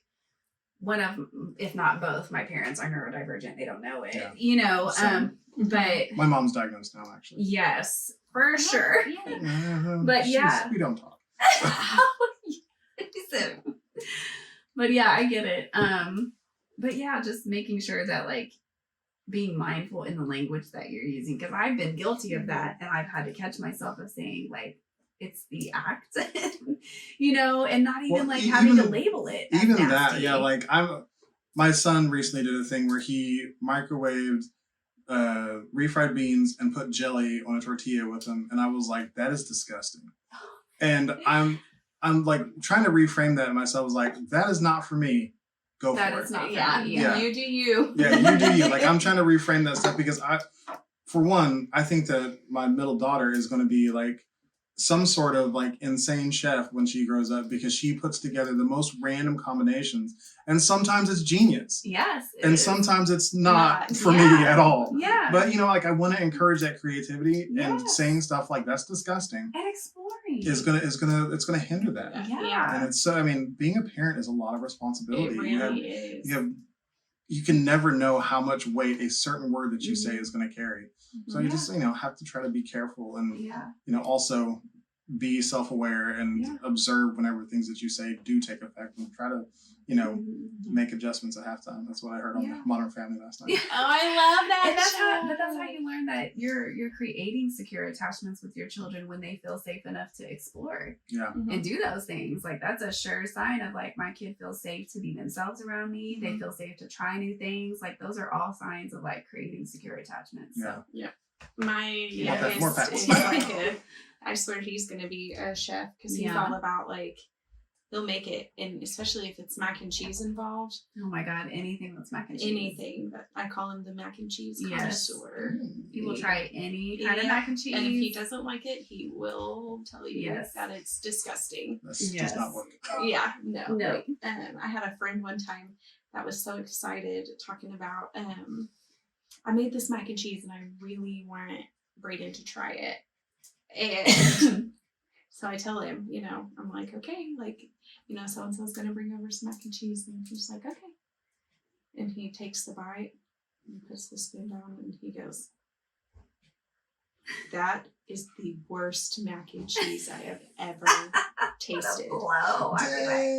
So then I taste it and I'm like, it actually tastes pretty good. But there was garlic that was put in it. There was all these extra ingredients that for him is like too much. This is mac and cheese. It is not necessary to add just these you're too far away from the traditional of what mac and cheese is. Yeah. But he did make a mac and cheese pizza all by himself. Went to the store, got the ingredients, like it was just the box of like elbow noodles, and then he got like, all the stuff, made the dough from scratch. I like this kid. Yeah. He hated it. But he tried it. Yeah. And the fact that he's very like food sensory, like has definitely a texture kid. Anytime he tells me he wants to try something, like whenever he wanted to make Cheeto Puff sushi rolls, it had avocado and Cheeto Puffs on the inside. I'm like, I will go take you and get you whatever that one go you over? want. He did not like it. There's a crunch element there. There's I think it was the avocado for him though. Yeah. Too much. So he's not an avocado person. We did go to a restaurant once and he wanted to order guacamole, and I was like, he's ordering guacamole. Like, because I'm like, he's trying something new, and so he of course hated it. But I encourage. I'm like. As crazy as it might sound to me, if you want to try something new, because he will eat mac and cheese breakfast, lunch, and dinner. Well, bring me back to your podcast really quick. No, like every tangent that we've had, I think has been beautiful. Yeah. But I want to ask, like, I know with my ADHD, there are things that start to interest me, and it feels like my whole entire world revolves around it. But then suddenly, I can just be like, I could not care about this anymore, and I'd be okay. Yeah. Do you fear that you might feel that way about podcasting? Honestly, at this point in time, no, because I feel like I feel that I know that this is where like spirit is leading me like right now.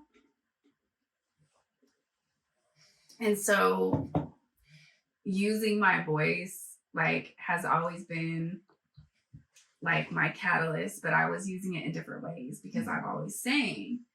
And last year, you know, there were some like messages that came to me of like, you know, you've got to use your voice, but it's not in the ways that you're used to using it. Like you're really going to have to start stepping into your personal power and being vocal. So like to circle back to your honesty thing, like that is where I am really learning to own that and have to step into my personal power of being vulnerable with myself and saying like, no, I actually have things to say. After I've been silenced for decades and shrank myself because I wanted to be more palatable for people. And no, I actually do have a lot of shit to say and I want to say it and I want to be unfiltered because you don't get to have an opinion on my lived experiences. You know what I'm saying? And so, and I've really like shrank myself for so long doing that. So when it comes to honesty, now I'm really trying to just show up and like fully be honest. Yeah. And be just raw and unfiltered and not like dance around or over explain or, you know, just no, like be direct. This is what it is. This is what happened. And like, this is my lived experience. And, you know, just really be using my voice in that way, because I feel like with our podcast, it's going to be such a catalyst and open doors to be someone else's survival guide, like in so many ways that other women's stories were for me and what gave me the courage to leave my relationship. Because I literally thought I was alone. And until I joined like these like narcissistic support groups and stuff online, and then they were like, I was like, holy crap, like that literally just happened to me last week, you know? And so like, I started feeling like I belonged somewhere and I was heard and validated in like a group of freaking strangers. And I was like, so if I'm feeling like this and they're feeling like this, imagine how many other people are also experiencing this. So imagine having a space that we can provide for other people to feel heard and seen and validated in their truths, you know? And so is that your podcasting why? I guess so. Yeah. Because I was gonna say, I can't speak for what the future holds, but I know that in this moment, this is what we're supposed to be doing. Yeah. Like I have no ifs, ands, or buts. And we've been talking about it for a long time about doing a podcast because of the fact that we have so much to say, but it never really happened. About the last 3 years is when we really started talking about it. Did you like reserve the name of your podcast like 2 years ago? No. There was something I saw whenever we literally made it up in an hour. I was looking through something and it said like last post 2 years ago. And I was like, what? Like, I wonder why they started 2 years ago but didn't release it until now. So I originally had a podcast. I had started a couple years ago, and what's crazy is I started this podcast whenever the first time I came back into my relationship. And I was like, we're healing our relationship. And I was like projecting all of these, like, you can heal from domestic violence too, even though like that's not what I was saying. But I was really giving that false narrative of like, look at what we're doing. And I wasn't being honest with myself, but I was projecting so outwardly, like everything was fine, everything was okay. And, you know, within a month that I came back, like it wasn't, you know, but I had to keep that up. But I was so committed at that point to my own healing journey because I had already started going to therapy that I was really like actively trying to heal in a space where I was being hurt and broken. Yeah. And I created that. I guess that was like a way for me to talk about things and give other people hope. Meanwhile, like I was still trapped. You know what I'm saying? So it was a really weird place to be in. Did you get rid of that podcast? Like, did you delete it or? So I did. I was like, you know what? Like, I don't want to have to like create like another one. And I was like, I really would just like to utilize what I've already built, and we can just change the name and things like that. Cause I never planned to have like an individual podcast again. Right. This was something that now at this point, I just saw us doing together. And I was like, so let me just take these spaces that I've already created, and instead of letting them like go to waste or delete them, I will just rename them. We can switch everything over to Marvelous Masonic Muggles and just do that. Were there any followers or anything left over from the other podcast? I'm sure there were. So something I guess I really haven't like checked. Yeah, I'm a nerd about the numbers. Yeah, like I check my stuff way too often. Yeah. Like, so that's a question just out of my nerddom. Yeah. Like, curious as to whether you got any feedback from somebody who followed before and was like, "Hey, I feel like this product is much realer than what I got before." Yeah, that'd be interesting to hear. Yeah, I'm not sure. I think everybody now is just like, excited. So I'm just anxious for us to just kind of get our foot in the door. And, I just think that even if one person hears it, we're making a difference, So I was going to ask you, what is your measure of success for your podcast? Oh my gosh. To frame it properly, my measure of success was originally if I can help one person. Yeah. Then I got some feedback telling me that a couple people had heard me and it helped. So then I was like, okay, well, I've done that already. So now my goal is to help as many people as possible. Right. But I also want to be savvy enough to be able to position myself as an authority and authenticity to re-retire my wife back into being a full-time stay-at-home mom if she wants to do that. Yeah. Like right now she's got a virtual assistant business that is, it's not like super taxing on her, but she would like to not have to work. And I would love to be able to give her that. I love providing for my family. Yeah. Right. So that's my goal. Yeah. What's your success metric? Like, what does it look like when you're successful in this business? I mean, I do feel like that's kind of a loaded question, mainly because I really am just trying to think about like now, because I know if I hyperfixate too much on like what things could look like, then that's whenever I'm going to go down a rabbit hole of like all the things that could go wrong and, then start doubting myself and all of that. But, I mean, I think that being financially successful is the first thought that came is a goal of ours. Like, yes, we want to help people. We want to share our stories. We want to, create a community, but we would also like to be able to be, just having that energetic exchange, for once of like, to now value myself and know that I'm worthy of this reciprocation and I'm worthy of being paid for what I do. Yeah. That's been really difficult for me because I would underpay myself for, doing hair or whatever it would be, because I would always be like, but this person's going through this or like whatever. And it's like, you can help within your means of when you can, but at the end of the day, like people are paying you for a service that you have like spent hours times money, whatever it is. And so they are paying you for a service and you have to value yourself within that. And so this is also our time. This is equipment, things like that. And what we have to say is really important. And so I think I just want for us to get on bigger platforms and just have get to do really cool interviews with people, have amazing people on our podcast to give them platforms and just really build bridges, man. Where we just have this awesome community of people, and then just continue to open doors, hopefully, at some point talk to legislators. They are. We're manifesting it over here. Yes. Sponsorships. Yeah. But where this becomes an income where we can just truly just, because we have other things that we're a part of,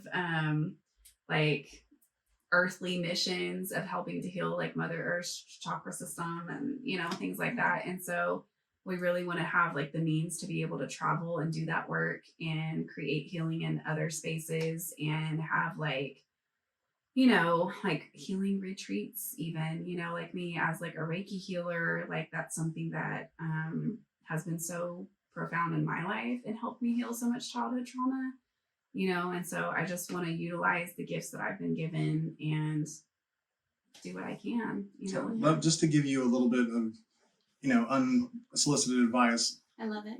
Don't be too afraid of looking into the long term, because some of the things that I found researching long term actually made me really hopeful, because 60% of podcasts don't make it past the third episode, and 90% only produce less than 3 episodes, and then after that 90% produce less than 20 episodes of that remaining amount. So just as soon as you get past that first 20 episodes, you're in the top 1% of podcasts. Wow. Like just by attrition. Yeah. So it's the perfect example of just keep going. Yeah. Yeah, just keep going. And we literally, like, I mean, like I said, I have no plans of not, because I have a lot to say. Yeah. I have lived a long life in my 35 years of living, almost 36. And I have a lot that I want to talk about.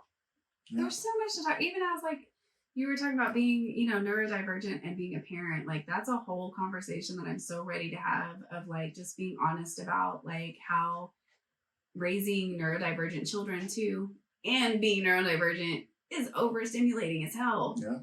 Like it's a lot. It is a lot. It's Yeah. so a lot. And when you're also like having to reparent yourself and then like parent your children with these same tools that you're trying to like learn, that is really, you have to practice.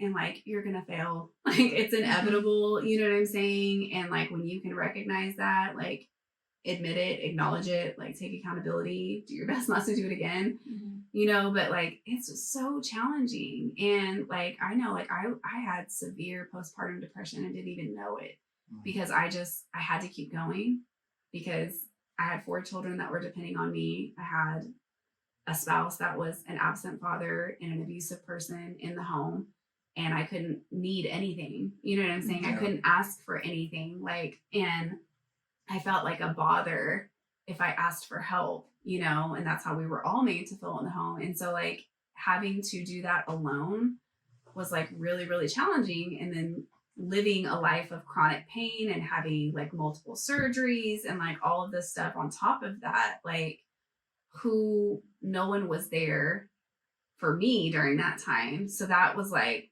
I didn't have a choice, you know, but to keep going because I had littles that depended on me, you know? And so I just think talking about those hurdles is really important because there's so many things that I think as parents, like we're just so afraid to say the wrong thing. I know I have been, because you don't want to get judged, you don't want to get shamed. And like, I don't want to have to feel like that anymore because I feel like that's such a prison, you know, and I want to release that because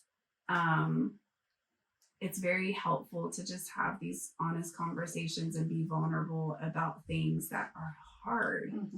Like they're just hard. And like to share that with someone and like have someone validate that and say like, shit, I know how you feel, man. Like that's rough, you know, like there's just so much love and belonging that gets created as a result of that, you know. And to me, like that's intimacy, man. Like just really getting to like connect with someone on that level, just someone to say, I see you.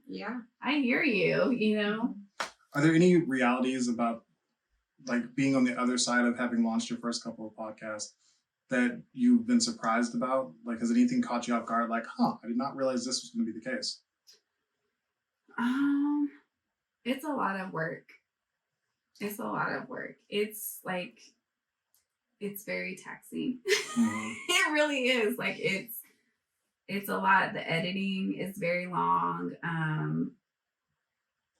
You know, because of certain situations that we can't like publicly talk about right now. Like there's a lot being put on you. Yeah, there's a lot being put on me of some personal things that Yeah. I'm so currently in that. Like, I'm kind of having to like yeah, take the high road in that sense of like, because I know that this isn't going to be forever, and that so you're like talking about your work split is very heavy on you right now. Yes. But it's something that you guys have talked about. Yes. And it's an understanding. Like, correct. So that's a partnership. It is. That's beautiful. It is, and that is a part of being in a partnership, because there's going to be times like a person is only going to be able to bring 30%. You know what I'm saying? Mm-hmm. So that's why I have to make sure my cup is always overflowing. You know. Yeah. So you get that. You know. Yes, but that's hard because I do have children, and we're living with my parents. And so like we don't really have our own space either. So like just having to be creative to find spaces, and like we've been recording in my childhood bedroom, so it's so great. But I think it's been a lot challenging for me because my body is healing. My nervous system is trying to come back to a parasympathetic state, and that's a long journey. And when I have children that are still in active trauma, and we're still in the middle of court litigations and stuff, like I have so much going on. Yeah. And so really having to like rest, and then if I do rest during the day or I do a little bit of editing, then then I have a 7-year-old that is like demanding my attention, and so like it becomes hard, because that's where like ADHD comes in, is like I want to finish it now. Yeah. How can I put this on pause, because now I'm in the middle of it and I really want to finish it now, but then I have children that are demanding my attention. And so that's been like really hard conversations, because I am so devoted to my kids, and like I love spending quality time with them. And then there's times like more specifically to you, but that she has to understand that it's okay to play alone sometimes. But it's a really struggle for her, because she's showing signs of trauma-induced ODD, which is oppositional defiance disorder. And that's because of her anxious, disorganized attachment that she has. And it's mainly from a production of her father. Yeah. And so we're having to heal and be in active therapy. And, this is a weekly thing. And so that's very emotionally challenging for me as a parent, because I'm having to help regulate all the time. And then I am so dysregulated. And so I have to really, I've cried many times in the shower this week, because I get so overwhelmed, and I feel that ego creeps in as like, you're failing as a parent. You're not doing it because she's upset. And I have to remember, like, I have to release that. And it's not my job as a parent to fix my child's emotions. There's nothing to fix. She's allowed to be disappointed. She's allowed to be angry. She's allowed to be upset. We're supposed to try to foster them, right? Correct. And that's a hard thing to so apply. hard. Like, I want to make you never hurt, and that's not healthy. No, like, somebody who's never hurt is going to go out from under your protection and get destroyed. Yeah, and then how do you know what joy is? How do you learn to really have gratitude for joy and things like that if you've never experienced any suffering? And I mean, I think that if we can make suffering less in the world, absolutely. Not be the cause of suffering. Correct. Yeah. Not be the cause, Yeah, but suffering itself is inevitable. But it's really difficult to see your children like struggling in that way.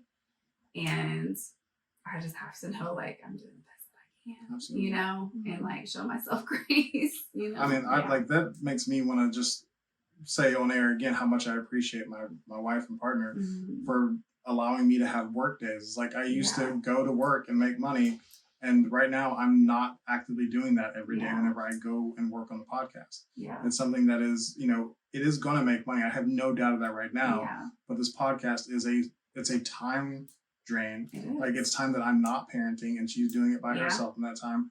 I'm so blessed to have a partner to support me, and she supports my podcast. And so she doesn't let them come bother me all the time whenever I'm editing. She doesn't, like, she keeps everybody quiet while recording. Yeah.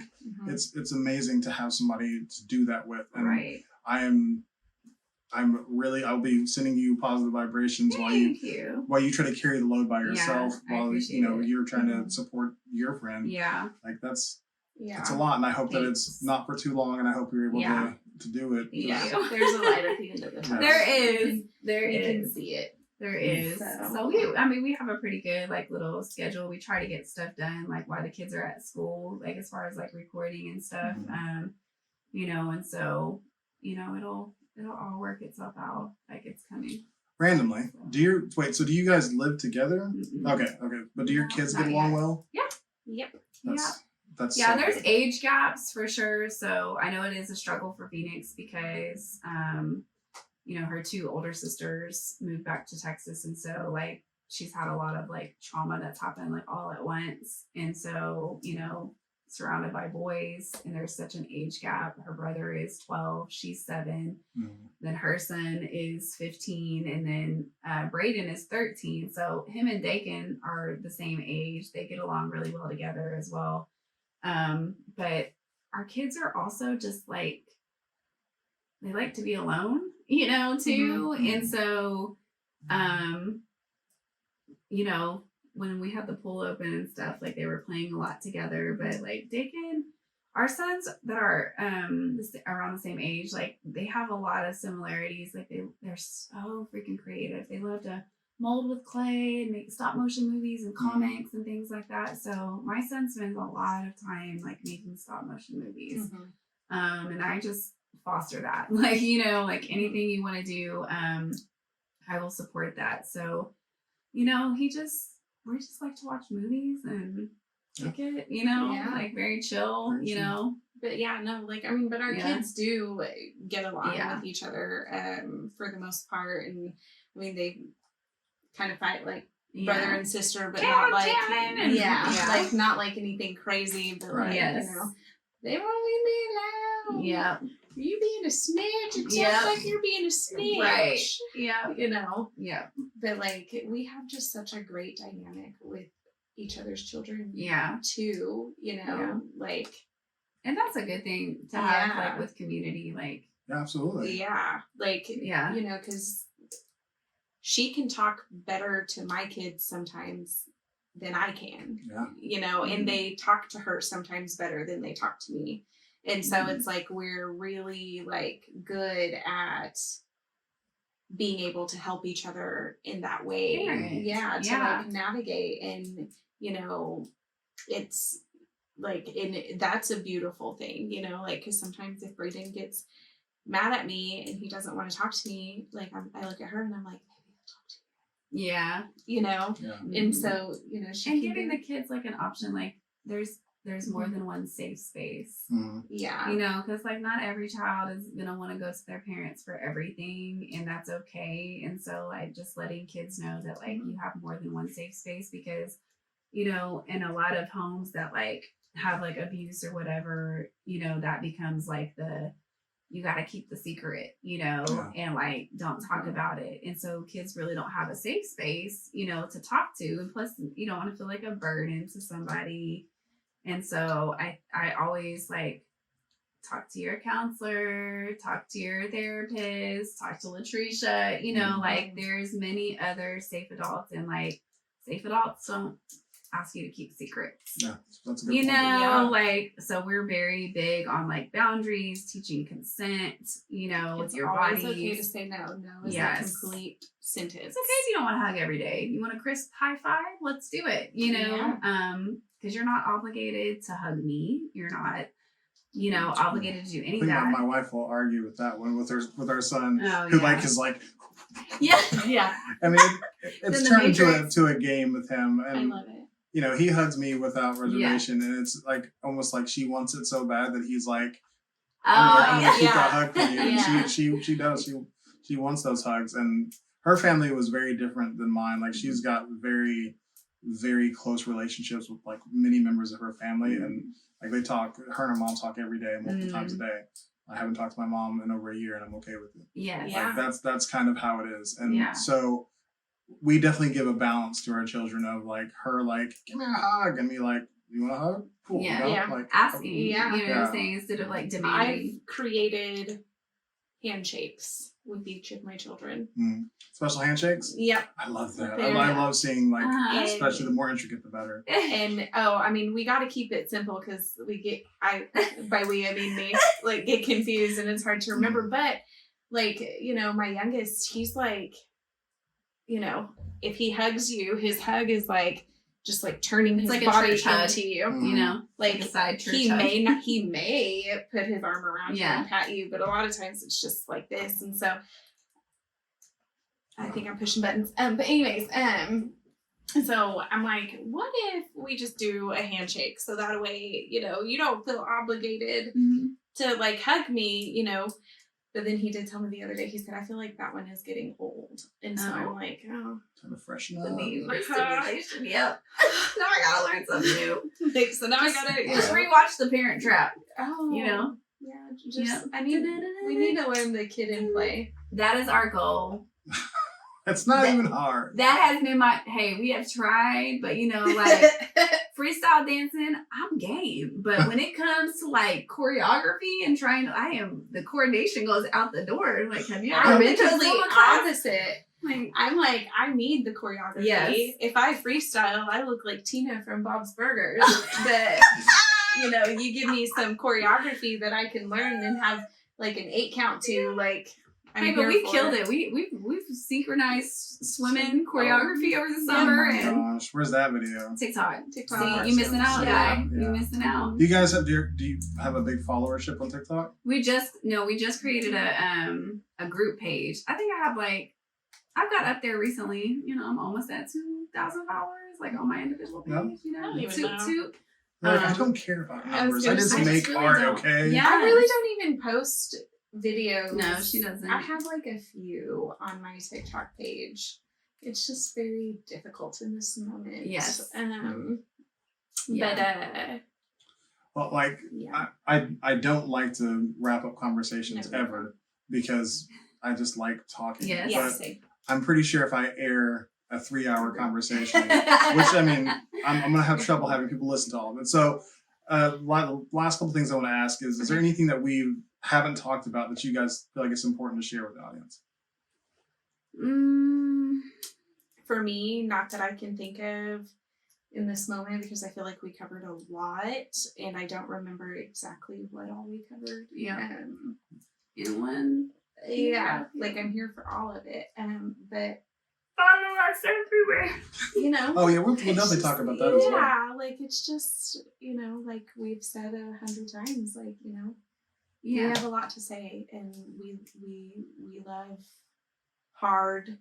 We don't judge. We, you know, we're a safe place. Yeah. And that's what, you know, that's what we're gonna be. That's what we're here for. Yep. Come on down to Pound Town. I don't know what. I love that was synchronized. Like, it was like totally random, but synchronized. Love it. All the time. So where can people find out more about the Marvelous Mistonic Muggles? Yeah. And besides on future upcoming episodes of this show where we will learn more about each of you individually. Yeah. You can find us on pretty much anywhere. YouTube, Facebook, Instagram, TikTok, Spotify, Apple Podcasts. So like for full episodes, hit up Apple, Spotify, and YouTube. YouTube gives you the visual. If you're not a visual person, you know, you can head over to the Spotify and stuff.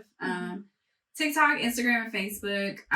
We really just post like shorts, you know, reels, things like that to kind of give people clips and draw people in. We are going to be doing some like fun like fall giveaways soon.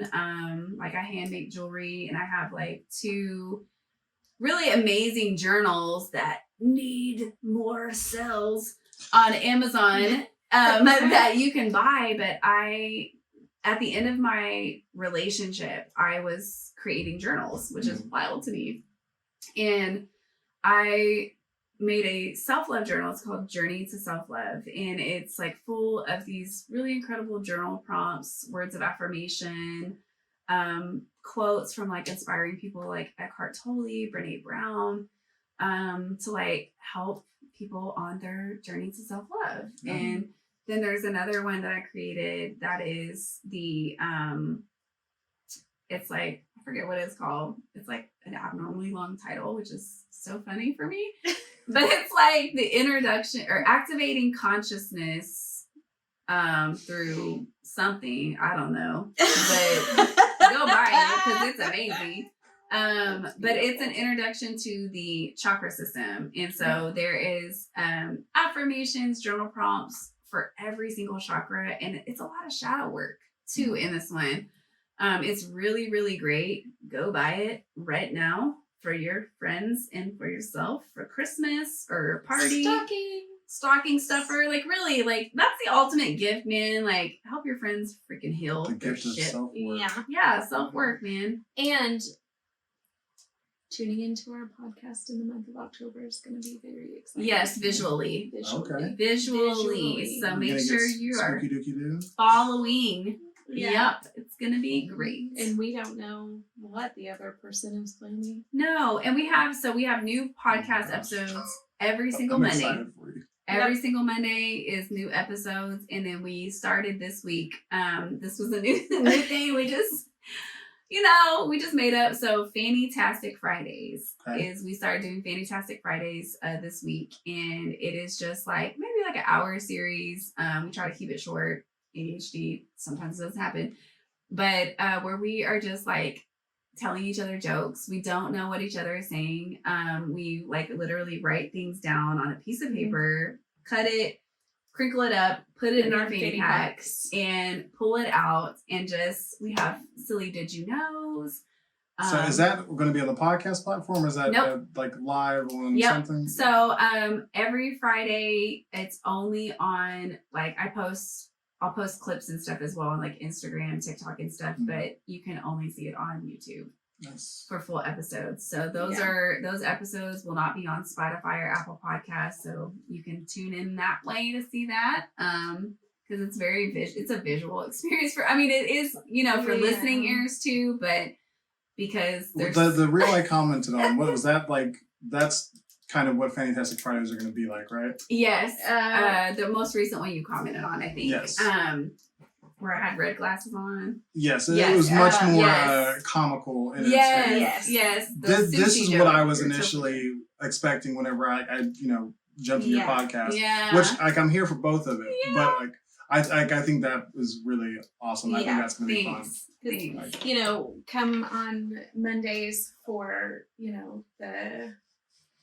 the really nitty gritty, which we still joke. We lightly joke and stuff in there we still too. have lighthearted, but it'll be our, more serious topics, and stuff like that. And then on Fridays, ending the week with just a lighthearted laugh.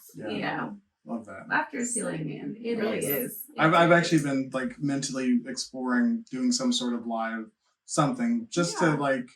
Like I love the podcast version of it, but I would love to interact with people in a more like, immediate way. Yeah. But I haven't figured out what my thing is going to be yet. Sure. So, but I love Fantastic Fridays for you guys. Thanks. Is there anything else you guys want to share? No, just follow us, sponsor us, everyone. Love donations. Anyway, tell your friends, tag people, share, like. Comment, subscribe. Which, like, you have been especially great at that for me. Like, you've been probably the most vocal supporter, and we just met each other, and I love that. Like, I've been trying to do the same thing for people for, like, especially like the last 3-4 weeks is like, I was spending so much time promoting my own thing, and it didn't feel super great. It's like, this is exhausting. I don't love it. I found that I'm much more excited to talk about other people's stuff. Yeah. And if there are people who've been on the show, I'm happy. Like, I'm more than happy to share their thing because they took the time to have this conversation with me and create content for my audience. I want to lift them up as much as possible. So like I think that's more of what I'm going to do a lot more of is just like shout out other people. That's exactly how I feel. I love I just get so much joy out of like seeing other people like do their thing and like succeeding, and so I just want to like share it. And so plus like you have really good content. So well, thank you so much. Awesome. I appreciate it. Yeah. Well, it get a little weird whenever I get confident about something I care so much about. Like, my wife and I talked about this, that I'm so confident about like the topical stuff that, you know, it's like if you tell me it's like, oh, I love that shirt, I'm like, thanks, no big deal. Yeah. But whenever you tell me that this you know, project that I love working on that is so close to me, it's really a piece of me. Whenever people compliment that, I'm like, I feel way too seen. Like, I know, yeah. even though I love it and I, you know, Yeah. and I really do appreciate that feedback, it means so much. It's still, Yeah. I get kind of weird. And It's almost like, what's your motive behind saying that? Exactly. You know, and that's just like that inner child that's really trying to like create like safe connections with people, like meaningful, of like someone actually like really seeing you. Yeah. You know, and just like I've had to learn to accept that shit. Like, you know, if someone tells you, you know, I don't know, you're beautiful or whatever, like, thank you. Yeah. I appreciate that, you know, or you have really great toenail polish. I don't know. I don't know why I was about to say earlobes. Oh, thank you. You're welcome. You have great earlobes. Thank you. You're welcome. Wow. But just accepting That's a freaking deep compliment. compliments, Yeah. you know, just accepting it. Because I think too, like, people are so weird about stuff like that. And always feeling like you have to like dish a compliment back out because it just becomes awkward. Learn to just say thank you. Yeah. Well, You and know? also realizing that compliments are opinions. Like, Yeah. So Word. if it's, you know, and what I've decided about opinions, I've been saying this a lot to myself and others lately, is that opinions are like clothes. Try it on, see if it fits. If you don't like it, take it off. Oh. Like, so whenever somebody tells me, it's like, oh man, you're so assertive. I'm like, do I like that as a thing? Like, yes, I do. Like, I do want to be considered assertive. So, you know, Thank either you. way, Yeah. thank you for the compliment. Wow. But if I don't like it, I'm going to say thanks. And I'm going to try it on like, no, I don't really like that about myself. Like, that's not something I want Yeah. to foster in my soul. So I'm just going to say, take that one off and, you know, Yeah. you put it in the good one. The good one. Yeah, I'm putting that on the put it in good the one. good bag. Yes. Donate it. Yeah. Yeah, that's a good one. Yeah, and that's, you know, that's been really helpful to me because I know it's hard to think about all the opinions that have been put towards me, all the ones that exist as, you know, for Black men, like ones that exist for people with ADHD. There's so many different opinions. Yeah. And if I try to wear them all, I'm going to go crazy. Yeah. So it's like, it's just like putting on an outfit. That's like, going to get heavy too. It's going to get you real know? heavy. Mm-hmm. All right, I'm going to wrap Okay, it up. thank you. So thank you again to Maralen and LaTresha for being such great guests and being vulnerable in our conversation, because it has been amazing. I really appreciate, and I think our listeners will too. Make sure to check out the Marvelous Histonic Muggles on YouTube or your favorite podcast platform. If you enjoyed today's episode, please leave a review. I really appreciate the feedback, and it helps me get heard by more listeners. Follow this podcast so you get updates about new episodes, live streams, which are in development. We just talked about that, and any bonus content I might share. If bonus or behind the scenes content is what you're really after, go check out the Authentic on Air with Bruce Alexander Patreon page.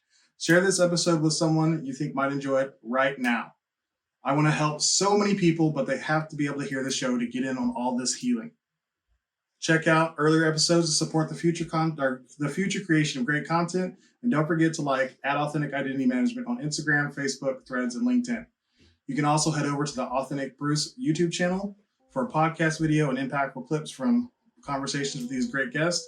And finally, if you are struggling to show up as yourself in your content, your work, your family, or your life, I would love to help you. Authentic Identity Management does authenticity and identity coaching to help you align your true self with the identity you share with the world. It's exhausting to live someone else's life, live authentically, and access the potential that belongs only to you. You can contact me on social or email bruce@AuthenticIdentityManagement.com for a free 30-minute consultation. That is it for today's show. It has been absolutely amazing. Great episode. But until next time, to my guest and everyone listening, be yourself and love yourself. Bye for now.